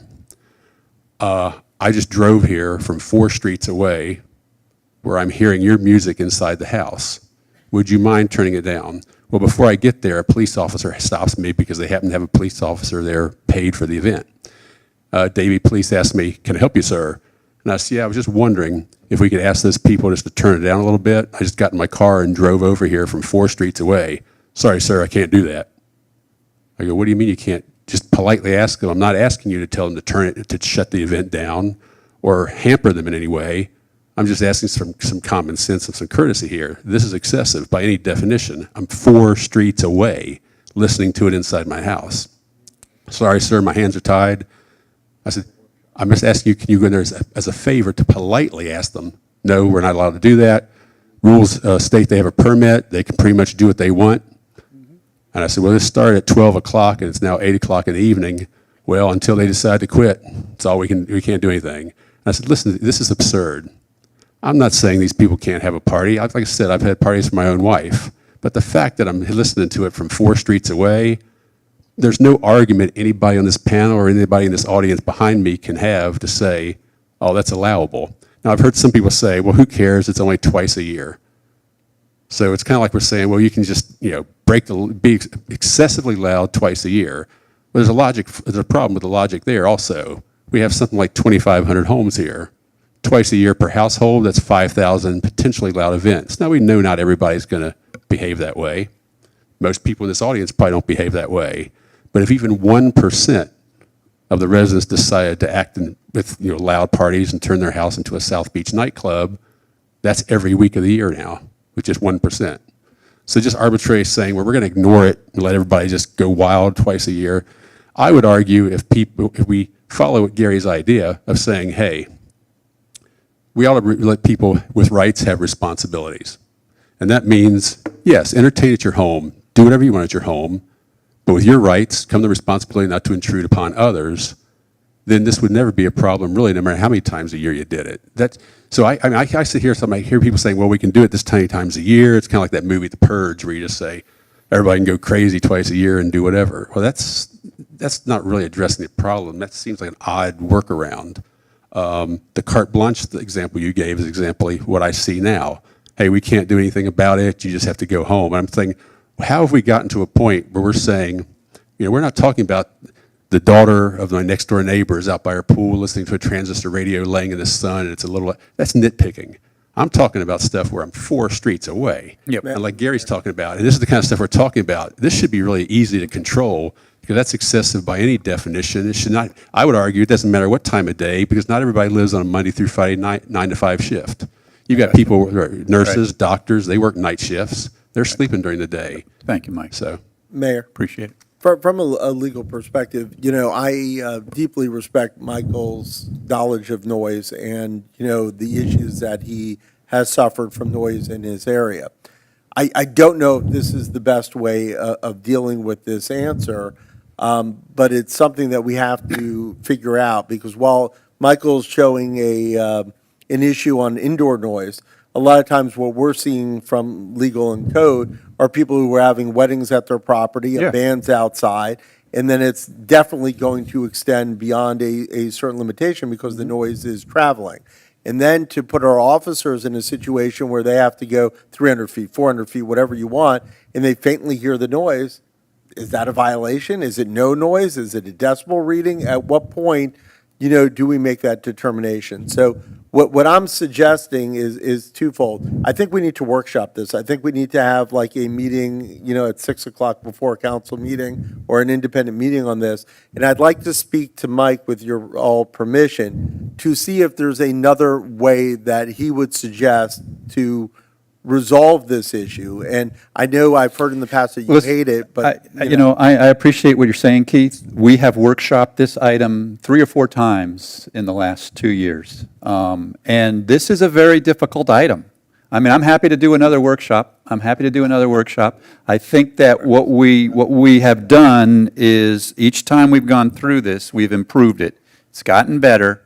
It's not right yet. And Michael, to your, just kind of a couple of thoughts I don't disagree with anything you said. I will say that, that type of noise that you're talking about where it goes 4, 5, 6 blocks away, I think Gary's recommendation is going to take care of that. It's not going to happen anymore. And so I really appreciate that. And I think we all recognize that is something that goes, it's my rights of being able to celebrate versus your rights of having peace and quiet. So whose rights are going to take precedence there, That's what we're debating here. And so, in this case, what I would say is that we have refined the sound ordinance. There's a sound ordinance and then there's the party regulation, 2 separate things, but they work together. And so I think that if we can give the Davie PD the tools to enforce the 4 hours, number one. Number two, if we can come up with, and I know, Keith, you're exactly right, I get it. It's still going to come down to a judgment call, but you can't do decibels. We've tried that. We played around with that. I had many a conversation with Michael on that. It just doesn't work because the bass sounds have very little decibels, but those are the ones you hear. I'm very worried about it getting thrown out by court. That's where I get worried. So because it's really an arbitrary standard, do you hear the noise? I'm happy to workshop it again, but we have been around this. I may not need a workshop. I may just need to speak to Michael to find out if there's another non-subjective way of doing a noise measurement that we can give the police officers a device and say, stand outside the party. Is it X, then you exceed the level, and you have to turn it down. I mean, you're welcome to do it. I've had that conversation 3 or 4 times, right? We've had that conversation. Yeah, just briefly, if it's of any benefit, I can probably find some of it and dig it up. If you remember a few years ago when we were trying to revise the general noise ordinance, I had supplied some videotape and some experimentation and some scientific data that shows that decibel meters don't work. Correct. I also gave some copies from other towns who tried the decibel meter approach and failed and abandoned it because decibel meters don't measure anything under, don't measure the subharmonics. That didn't work. Yeah. So there were two things I do recall, just briefly, I'll say it and get done here because it addresses Keith's question.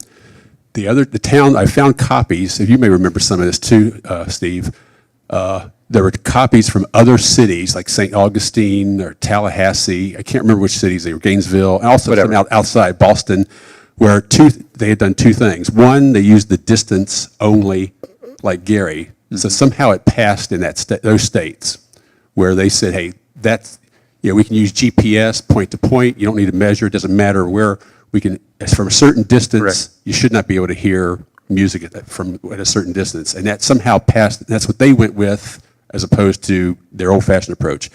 The other thing is most all those other cities that had that kind of permit process, noise ordinance in their permit process, they included a section in the application where the applicant for a large event permit had to define the steps that would be taken to ensure they complied with and stayed within the limitations of any existing ordinances the town had. And so you would see places like that. For example, if they were going to have a large musical event, were they applying low cut or high pass filters on their sound system to cut the bass? And in other words, they had to explain how they were going to prevent being a problem. Yeah. And things too like fire extinguishers and safety things. Right. Thank you. So, Mr. Mayor? Let me just give one comment, then I'll turn it over to you. My recommendation, honestly, is I think this is going to be an iteration process. And I think Gary's come up with a great option to try.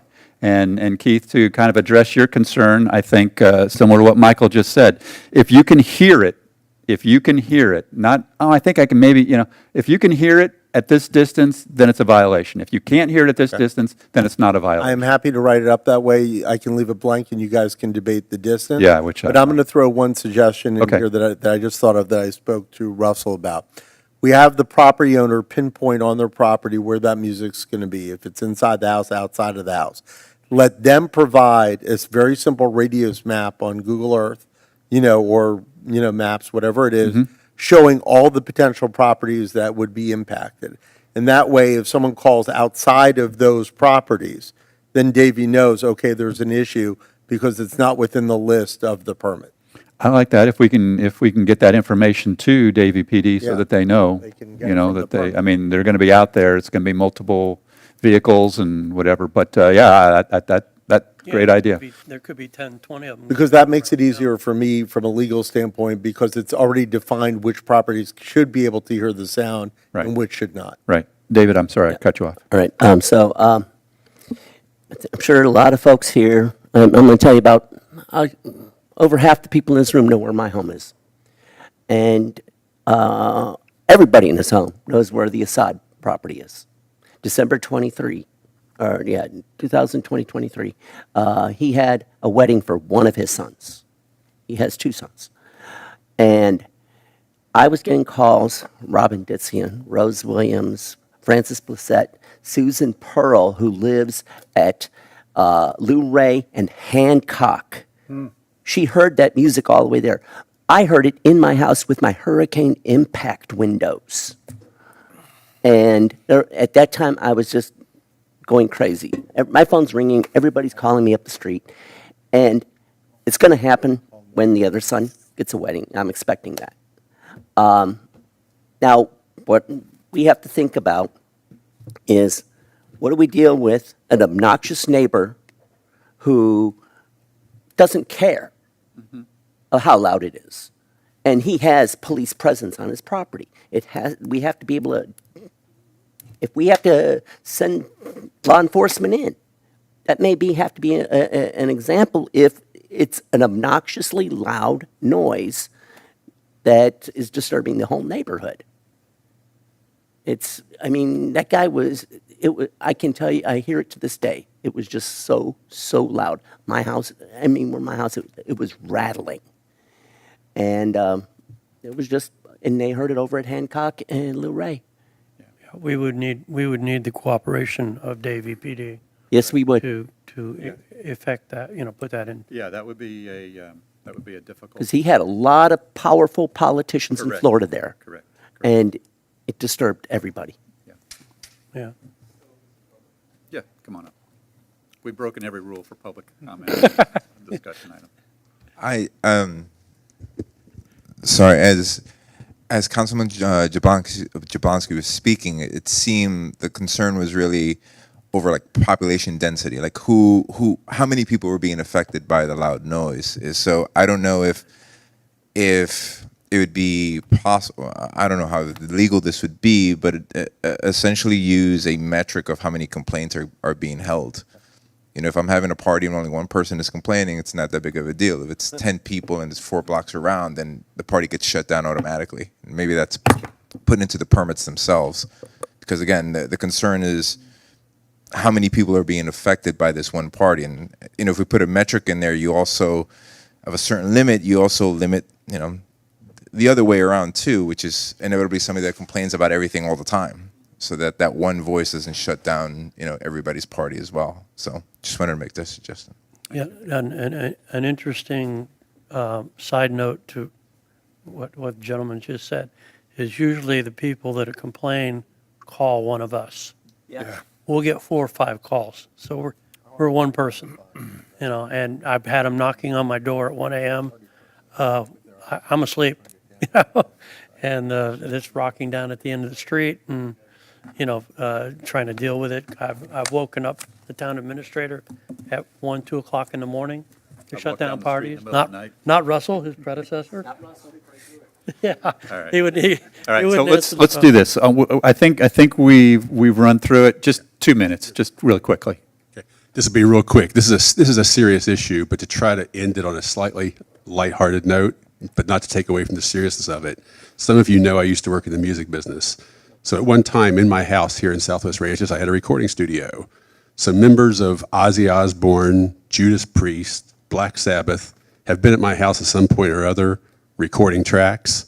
And I can promise you, not even my nearest neighbor, the house closest to me, if you ask any of them, will tell you they ever heard a single peep. The idea being, you know, you care about your neighbors, you're responsible.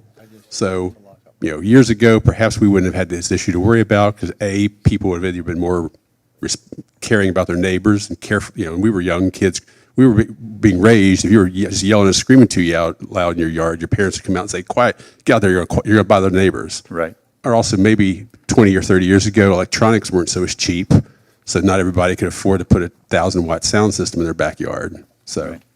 Thank you. Yeah, I like Keith's idea of drawing a circle around it. Mhm. And we just need to I would think. Work out the I would details. think we just need to decide on the distance and. Well, No, the resident when they submit their application. It's very simple to do. Yeah, and wait. I mean, like 500 feet or something like that. but, I mean, it has to be guidance for the resident can't draw. I'm going to draw a circle all the way around the town. No, it's based on, you just go onto any of the Google sites and you put the distance. So if you guys say 500 feet, they put a pin part, And then, 500. so they the draw- town basically draws the circle and says based The on. town should Okay, probably do all right. Either way. As part of the permit review It's part of the process, application do it. process is where Gotcha. it's done. Yeah, to me, 500 feet sounds logical. I mean, it's. So Russell, do you know exactly now what we want to do? All right. 600 feet is We'll good. vote on it next meeting. I know, that's okay. have some guidance there. I mean, we haven't decided on the actual distance yet. I hear And 500, but we'll. We need to, I think, I would definitely have a conversation with Dave PD to Of determine course, that. that's first part, but I think what we need to do is we'll draft something with Keith's assistance and then bring that back for you for discussion. Good, awesome. Okay, great. Well, that was fun. All right. All right. Thank you, Michael, for bringing that to Thank us. you. Thank you, Gary, for your work on that. And that's a tough one. That's a tough one. It's not going to be the last time we talk about it, but hopefully every time it gets better and better. Okay, motion to adjourn. Thank you, sir. All right. Thank you all for coming out. Appreciate it.